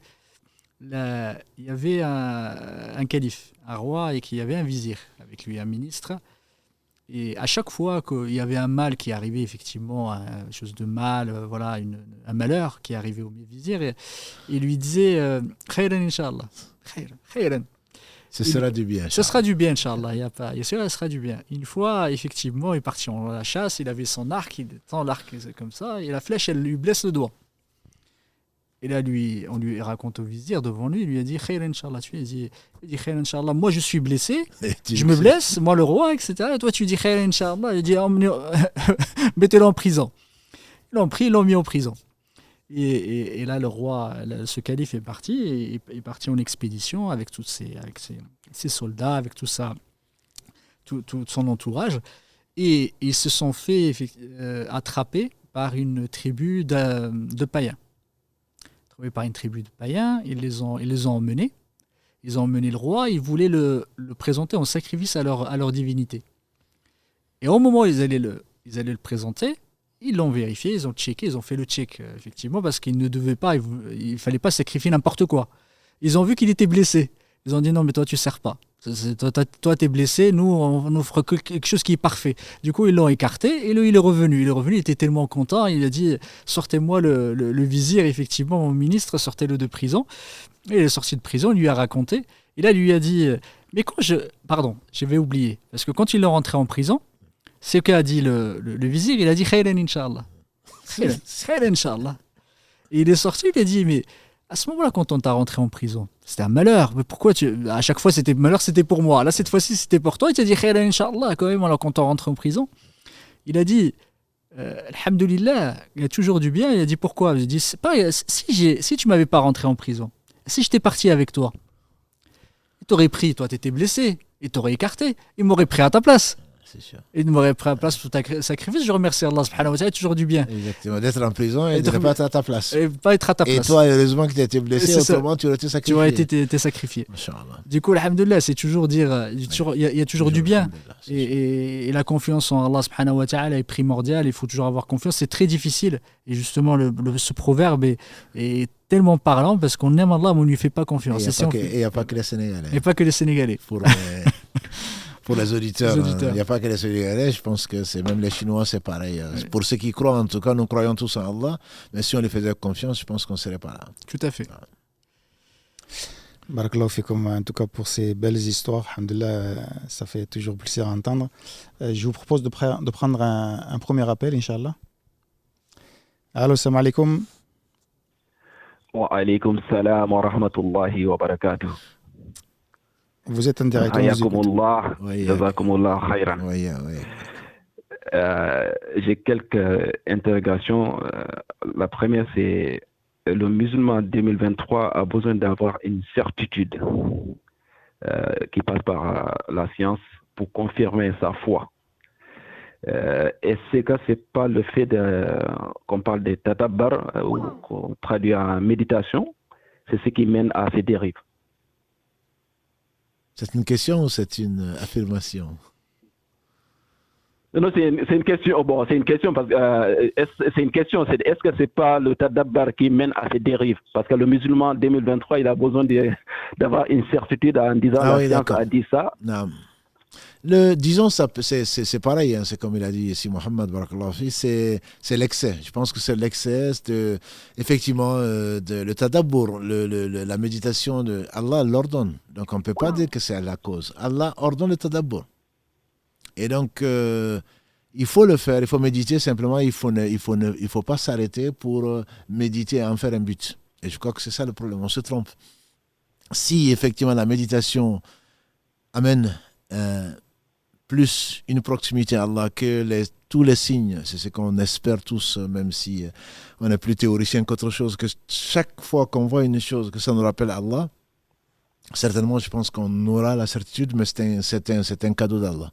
Maintenant que l'on en fasse un but en soi et qu'on fasse de la méditation un art, ou c'est qui, j'ai déjà entendu, les gens qui font du yoga ou autre chose pour méditer, bon, mais ils vont dire entre le yoga et la lecture du Coran, ou ils vont comparer ce qui n'est pas comparable. C'est ça qui est grave, je pense. Faire de la méditation n'est qu'un moyen, comme tout ce qu'Allah a créé, subhanahu wa ta'ala, pour nous guider vers lui. Mais si on fait de la méditation un but en soi, je pense effectivement, là je te rejoins, je crois que c'est là où on se perd, et certainement la certitude, elle s'en va, parce qu'elle n'est pas faite pour Allah. La méditation doit être faite pour Allah. Dans chaque chose, il y a un signe. Qu'on le comprenne, qu'on ne le comprenne pas. Et donc, c'est la raison pour laquelle la méditation peut apporter ça, mais peut effectivement amener à l'égarement, je dirais, comme toute science. Comme toute science, comme toute action, effectivement, c'est l'objectif derrière le tadabbur, c'est Allah subhanahu wa ta'ala qui nous l'a ordonné, c'est très important, mais pour toute chose, il y a des règles à respecter. Et quand on dévie effectivement de ces règles, on se retrouve effectivement dans l'excès, barakallahu fik d'en avoir parlé, dans cet extrémisme qu'on retrouve, certains qui commencent à aller rechercher des sens profonds dans le Coran et qui sont complètement, je suis désolé, comme disaient les jeunes, ils sont à l'ouest. Nous, on est à l'est et eux ils sont complètement à l'ouest parce qu'ils recherchent justement une spiritualité. On rentre dans des explications extrêmement extravagantes et en contradiction même avec le sens du Coran. Et c'est ça qui est malheureux. Et justement, on recherche Pourquoi nous, on chercherait des preuves scientifiques d'être rassuré scientifiquement? Je ne vois pas la contradiction. Alhamdoulilah, ça pourrait nous renforcer, mais c'est pas le but premier. Oui, il faut que je sois... la certitude, il faut qu'on l'ait. J'ai pas besoin de... Alhamdoulilah, quand je suis un vrai musulman, pour être certain, c'est avoir la foi. J'ai pas besoin qu'un théorème, aucune théorie, par exemple scientifique, me vienne me l'approuver ou confirmer en fait ma certitude qu'Allah subhanahu wa ta'ala est notre Seigneur et sa parole est parfaite. J'ai pas besoin de ça. Justement, c'est ça qu'il faut faire vraiment très très attention par rapport à ça. Et si on commence à se poser, c'est pas vis-à-vis du frère, ouais, alhamdoulilah, c'est vis-à-vis effectivement. Non, mais visiblement, il est d'accord avec toi. Qu'Allah fait qu'on recherche. Voilà, alhamdoulilah. Certains recherchent, c'est vraiment, je pense, c'est un défaut dans la foi que de se dire moi ça me suffit pas. Et ça me suffit pas ce que les sahaba, ce que le salaf, les pieux prédécesseurs nous ont apporté, nous ont comme exégèse pour comprendre déjà le Coran et aller chercher loin en se disant c'est pas suffisant. Et c'est ça un des mots, et qui c'est pas forcément que pour le tafsir, mais c'est aussi toutes les innovations qui sont apparues, c'est vraiment se dire c'est pas suffisant, on en fait un peu plus et on y va, etc. Et c'est ça qui est un mal, c'est de se dire on s'arrête là où les meilleurs se sont arrêtés. Et alhamdoulilah, s'il y a du plus, mais c'est comme tu as dit, barakallahu fik, ce n'est pas un but en soi, aller rechercher les meilleurs. Ce que le prophète nous a révélé, il a complété, parfait la religion. On n'a pas besoin de choses supplémentaires justement pour confirmer ou affirmer notre foi. Encore une fois, c'est pas du tout dans le sens d'arrêter de faire de la recherche, de méditer, etc. Tout à fait. Voilà. Donc il faudrait qu'on nous attribue pas ce qu'on a dit. Il est évident que la recherche, alhamdulillah, te rapproche d'Allah subhanahu wa ta'ala. A dit le prophète sallam, la recherche de la science est une obligation pour chaque musulman. Mais ça ne veut pas, c'est pas un but en soi, c'est que la recherche de la science. Donc si la science, la vraie science, Allah a dit, le messager a dit, on dit, et les compagnons ils ont dit. Donc si on cherche effectivement pour se rapprocher d'Allah, très bien. Mais si c'est de la science pour prouver aux non-musulmans, aux non-croyants que Allah existe, ben, la vieille dame, entre guillemets, vaut mieux que nous. Ah. Non, mashallah. C'est surtout, bon, parfois on essaie d'expliquer les interdits. Je prends l'exemple du porc où on essaie de trouver des exemples voilà, parce que donc, en général, on essaie de prouver à ses collègues qu'on y croit parce que, bon, bref. Non, je reviens à la deuxième question. C'est les Tafasir Jalalayn. Il y a un livre qui est accolé qui est appelé Hashiyatu Sawi al-Tafsir Jalalayn. Apparemment, ce livre contient quelques inexactitudes. J'aimerais savoir pourquoi on continue toujours à les coller à ces tafasirs-là. Alhamdulillah, c'est ce que disait Cheikh Barakallahu Fi quand il parlait de Al-Ghazali, qu'Allah lui fasse miséricorde. Hein. Il faut regarder effectivement cette question, la question effectivement de l'exégèse du Coran ou de la science de façon générale comme un héritage. Cet héritage, on a besoin justement de faire attention, mais on ne peut pas l'éluder et dire voilà, ça n'existe pas. Tu sais, le Jalalayn fait partie des grands tafasirs qui est extrêmement concis, qui a été écrit par Jalaluddin Mahalli, Jalaluddin Suyuti, c'est les deux, c'est pour ça qu'on appelle Jalalayn, et qui fait partie, qui est dans le hamish, dans la marge effectivement du Coran, on en a beaucoup. Ça, c'est un tafsir qui est un des premiers tafsirs très concis, qui a apporté énormément de bien. Il ne faut pas l'éluder. Ça, alhamdoulilah, il peut y avoir des inexactitudes, comme dans beaucoup de tafsirs, même les meilleurs, parce que ça, c'est comment dire, la nature même du travail de l'humain. C'est l'imperfection. Absolument. C'est l'imperfection. Il n'y a que le Coran qui est parfait. Exactement. Il n'y a que la parole d'Allah subhanahu wa ta'ala et celle de son prophète, effectivement, dans la révélation, qui sont parfaites. C'est la parole d'Allah subhanahu wa ta'ala qui est parfaite de prime abord. Et ça, il faut le voir comme ça. Alhamdulillah, il peut y avoir des inexactitudes, mais ça ne veut pas dire qu'on va l'enlever. On va enlever complètement. Les ulama, ils sont venus, ils ont apporté aussi leurs remarques, des explications. Ils ont rappelé quelques rectifications par rapport à ce qui a été sur certains, surtout beaucoup d'interprétations, ce qu'on appelle le ta'wil, effectivement, dans ces tafasirs. Mais il y en a beaucoup comme ça. Hein. Il y en a beaucoup de tafsir al-Baydawi, tafsir Ibn Hayyan, etc. Beaucoup de tafasirs qui ont ces quelques comment dire, c'est pas des erreurs mais des interprétations, on peut appeler aussi erreurs effectivement dans l'exégèse, mais ces sciences-là doivent être respectées, parce qu'il faut respecter ces ulama par rapport à leur travail, parce qu'ils n'ont pas le travail qu'ils ont fait, ils l'ont fait dans une intention de plaire à Allah subhanahu wa ta'ala, et ils se sont peut-être trompés, mais l'erreur étant humaine, il ne faut malheureusement pas avoir cette tendance de la feuille blanche, du syndrome, quand on voit un point dans une feuille blanche, on ne voit plus que le point, alors que la feuille blanche, effectivement, elle fait 99%. Des Jalalayn, mais oui. C'est des Hashiyatu Sawi. Même Hashiyat Sawi, rahmatullahi ta'ala alayhi, c'est le Jalalayn ou Hashiyat Sawi, c'est pareil. C'est le Jalalayn aussi, il y a des choses. Mais Hashiyat Sawi également, effectivement, qui est une Hashia sur le Jalalayn, c'est exactement la même chose. que ça soit ça ou ça, effectivement, il peut y avoir des choses, mais il y a des divergences, il y a des gens, voilà, il y a des écoles, il y a des tendances, effectivement, qui prennent des avis plutôt que d'autres sur certaines faciles, sur certaines explications. C'est le cas dans l'exégèse du Coran, de la science de l'exégèse, c'est le cas dans le, dans le hadith, c'est le cas aussi dans le fiqh et dans toutes les sciences.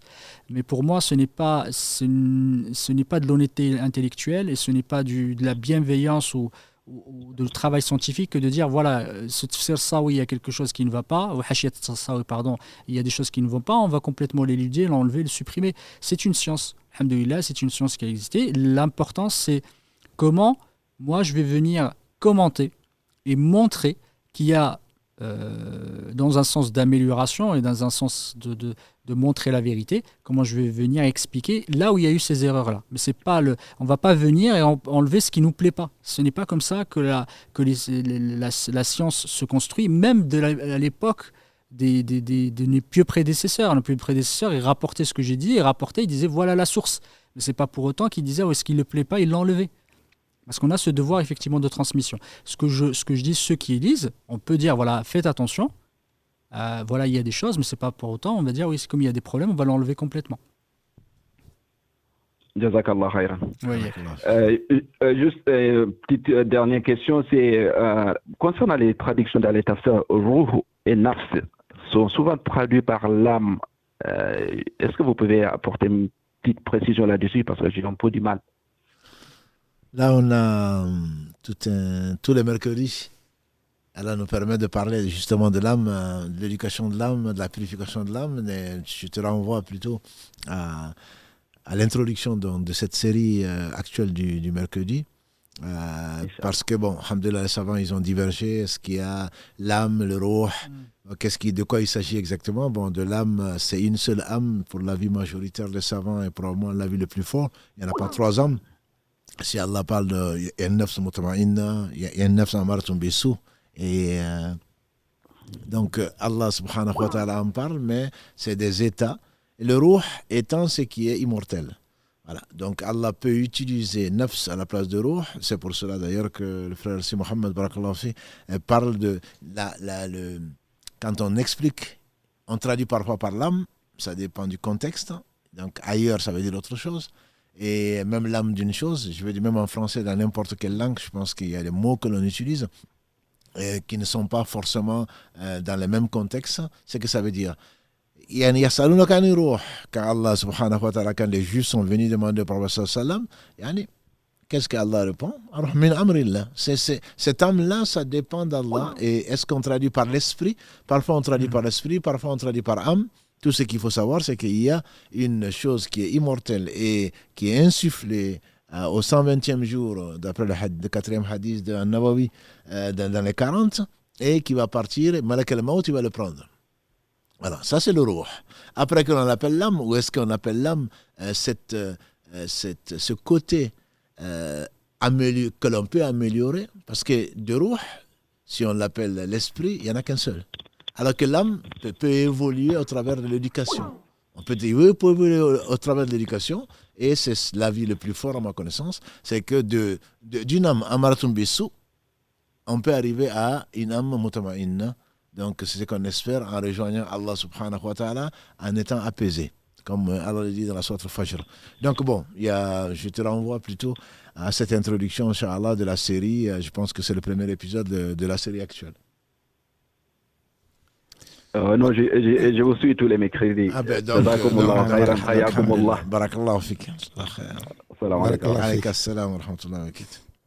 À notre appel, Karim. Allô, salam alaikum. Oui, allô, bonjour. Salam alaikum. Wa alaikum assalam wa rahmatullah. Vous êtes en direct, Inch'Allah. Ah, ok, alhamdulillah. Salam alaikum, j'appelle l'Italie. En fait, j'avais une question et aussi une demande ou une proposition. Ma question, c'est, en fait, aujourd'hui, je lisais un peu le Coran et j'étais avec un ami et du coup, lui, il lisait Warsh et au Warsh, excusez-moi, et moi je lisais à Hafs. Et du coup, j'ai vu quelque chose sur les deux mushaf.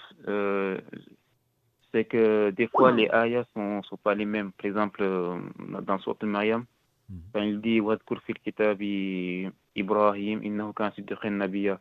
En fait, dans Wash, j'ai vu que en fait, dans cette phrase-là, les ayats sont deux, en fait.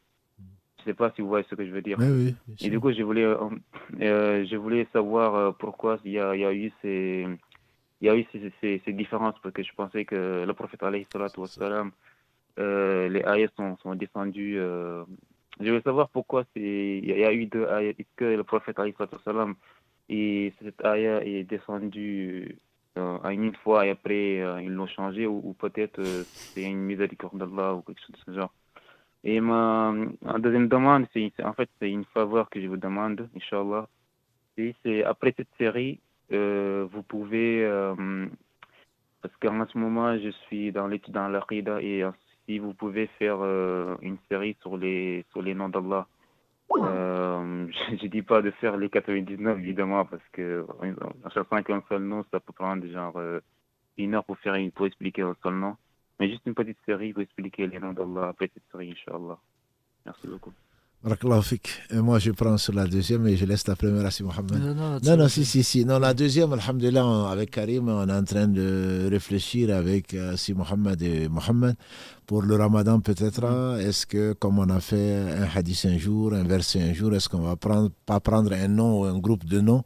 Mais ça n'a pas été encore décidé par donc le pôle qui, et si on peut, on le fera. Et si on ne le fera pas, Inch'Allah, il se peut qu'on fasse effectivement une série si tu es patient. C'est extrêmement important, je suis absolument d'accord avec toi. Et on a eu beaucoup de demandes d'ailleurs, mais là, il faudrait, d'un point de vue pédagogique, il faudrait le comprendre, le synthétiser et le faire aimer. Parce que c'est pour cela que Allah subhanahu wa ta'ala s'est révélé. Donc c'est pour cela que il faut pas le bafouiller, il faut le traiter, mais non plus pas de façon tellement technique que les gens s'y perdent. Donc c'est la raison pour laquelle on a retardé, mais effectivement c'est dans le programme. Je ne sais pas quand on le fera. Si Allah le veut, on le fera bientôt, Inch'Allah.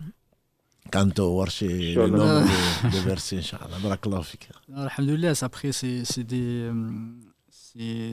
éléments qu'on a discutés les fois dernières. Je pense qu'on est consacré effectivement sur le qira'at. Je te conseille de revoir alhamdoulilah, l'épisode de la série qui était consacré aux différences des lectures.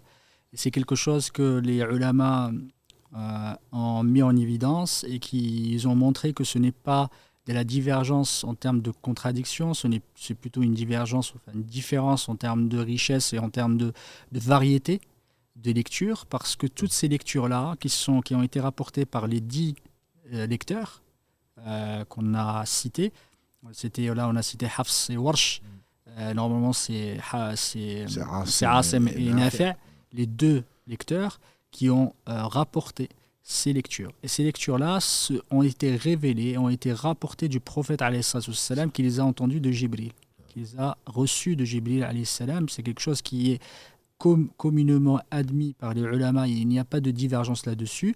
Et ça fait partie de la diversité du Coran et qui fait référence aux ahraf sab', les 7 ahraf dont on avait parlé, parce que le Coran, comme a dit le prophète alayhi salam, il est descendu sur 7 ahraf pour on va dire s'adapter aux différentes, sur les différences culturelles, les différences linguistiques entre les différentes tribus, même si les ahraf sab' existaient même à l'époque de Mecca, avec Quraysh, alors qu'il n'y avait que la langue de Quraysh, mais il y avait également cette variété-là qui a apporté de la richesse dans la compréhension, de la richesse linguistique, de la richesse dans l'acception, dans le sens.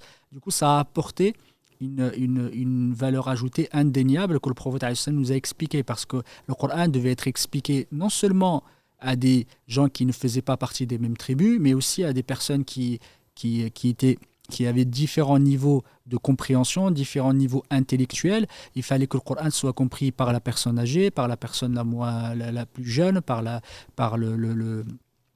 des personnes instruites, pas instruites.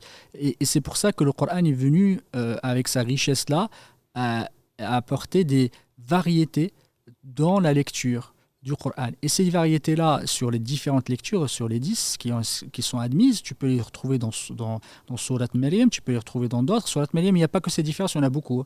Effectivement, dans plusieurs, il n'y a pas que les divergences ou les différences entre la lecture de Asim et de Nafi', mais également avec les autres, avec les 8 autres.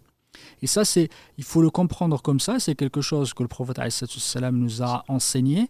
Et il n'y a pas de doute que ces lectures-là ont été rapportées du prophète alayhi salam. Il n'y a pas de contradiction.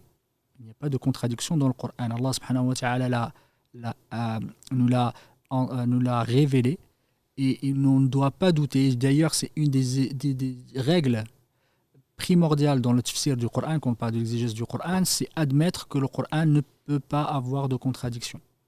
Donc, contradiction. Que ce soit les contradictions entre les différentes lectures ou la contradiction elle-même dans le Coran lui-même. Il faut comprendre que le Coran, il y a une suite, il y a une logique, et on peut parler de logique, il y a des finalités, des objectifs, il y a des conditions, tout est réuni dans le Coran pour nous apporter le meilleur, pour nous apporter la perfection elle-même.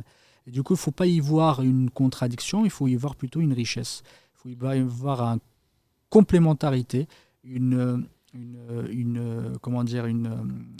variété que Allah subhanahu wa ta'ala nous a offert pour mieux appréhender le Coran, pour mieux l'apprendre, pour mieux le comprendre et pour mieux aussi s'adapter aux différences culturelles, intellectuelles des musulmans à l'époque du prophète alayhi salatu wassalam.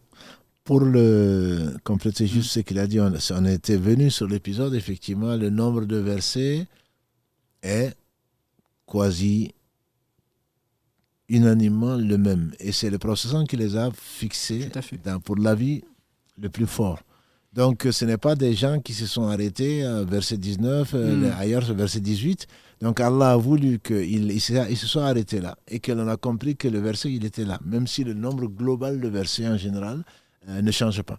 Tout à fait. Donc, c'est juste pour te rassurer, s'il y a besoin, c'est juste pour te dire que si Jibril est venu dire au prophète sallam de s'arrêter là, dans cette lecture-là, il l'a faite là. Et donc, on a mis numéro 19 ou numéro 18. Et après, comme tu le sais, tu prends la Surat al-Fatiha, que tu connais, ce n'est pas les mêmes, ils ne s'arrêtent pas au même endroit. Et pourtant, c'est les 7 versets. Voilà. Si soit Bismillah en fait partie, soit c'est un verset 7 qui est très très long, et Surat al-Ladina namta alayhim ghayri maghdubi alayhim waladdallin, c'est le même verset. Alors qu'il s'est arrêté alayhi salatu wassalam dans la riwaya notamment de Asim, il dit Surat al-Mustaqim, Surat al-Ladina namta alayhim, donc verset 6, ghayri maghdubi alayhim waladdallin, verset 7. Voilà, donc on peut s'arrêter, c'est un peu, je ne sais pas si ça répond à ta question ou pas, on peut partir de Siratal ladhina an'amta alayhim ghayri maghdubi alayhim waladdallin et qui est le verset 7. Donc c'est un verset qui est 2 fois plus long que dans une autre lecture où on va découper cette récitation en deux, un verset 6, un verset 7 et un verset 6. Wallahu a'lam. Effectivement, on avait parlé de Waqf dans le Coran et alhamdoulilah, on avait expliqué effectivement là on s'arrête et on débute. Qu'Allah te récompense par le meilleur pour le rappel. Magnifique. Merci beaucoup. On tiendra compte, Inch'Allah, de ta proposition. Barakallahu fik. Barakallahu fik. Merci beaucoup pour tout ce que vous faites pour moi. Barakallahu fik. C'est juste que... Barakallahu fik. Salam alaikum. Je vous propose d'arrêter là pour les appels. Inch'Allah, il est déjà 23h moins le quart.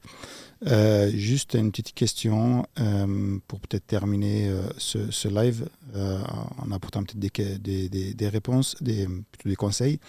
C'est une personne qui dit, voilà, dans la famille, notamment avec notre père, on essaye donc d'apprendre des choses, mais on n'est pas d'accord avec ce qu'il nous enseigne, puisqu'il nous impose de lire un livre, alors il ne dit pas lequel livre, qui pour lui semble être meilleur que le Coran. Comment est-ce que je peux réagir avec lui? Est-ce que vous pouvez me donner des conseils pour avoir le meilleur comportement avec lui? Un livre meilleur que le Coran. Si ce que tu dis, si ce que tu as compris, c'est quelque chose d'extrêmement grave. C'est quelque chose d'extrêmement grave parce que le Coran est la parole d'Allah, il n'y a pas mieux.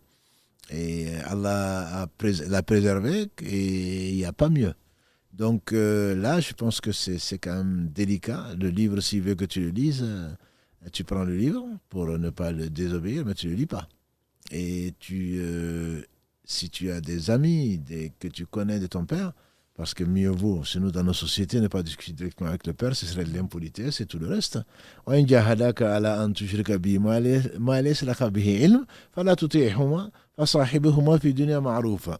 Et donc Allah dit dans la sourate Luqman 31, et si te poussent, si te contraignent tes deux parents à t'associer ce dont tu n'as pas de science, ne leur obéis pas, mais veille les accompagner donc de la meilleure façon. Si tu connais un imam ou la mosquée qu'il fréquente, s'il ne fréquente pas une mosquée, c'est autre chose. Mais en tout cas, essaye d'informer quelqu'un qui pourrait leur parler sans pour autant que quelqu'un de sage qui pourrait leur parler, s'ils veulent bien l'accepter. S'ils ne l'acceptent pas, à ce moment-là, au moins tu as fait ton devoir, prie pour eux, pour qu'ils ne meurent pas dans cet état, parce qu'il n'y a pas de livre meilleur que le Coran, et ne les envoie pas promener pour autant. Prie pour eux. Si Allah a interdit à Ibrahim alayhi salam de prier pour son père qui était polythéiste, pourtant il a insisté, quoi.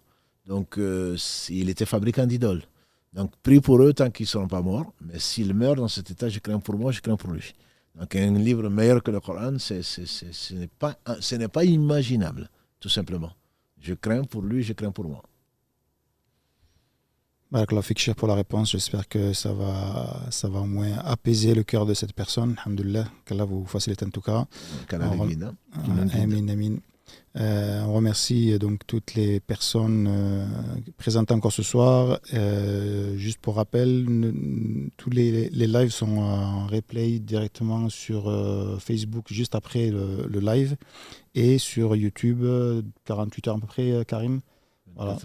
Voilà, donc n'hésitez pas à aller sur la chaîne YouTube. Il y a pas mal de questions aussi que vous avez encore posées, que vous pouvez retrouver sur les précédents lives. Et si vous avez des questions aussi, n'hésitez pas à passer par les différentes plateformes, que ce soit sur Instagram, Facebook. On vous répondra dès qu'on aura la possibilité de le faire, Inch'Allah.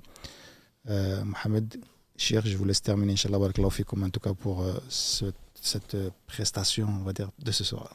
Barakallahu fik, jazakallahu khairan, qu'Allah vous récompense par le meilleur et vous bénisse votre temps, qu'Allah subhanahu wa ta'ala nous accorde la science bénéfique et nous accorde de la sincérité dans les paroles et dans les actes et qu'on nous fasse bénéficier de cette science. سبحانك اللهم وبحمدك أشهد أن لا إله إلا أنت أستغفرك وأتوب إليك سبحان ربك رب العزة عما يصفون وسلام على المرسلين والحمد لله رب العالمين.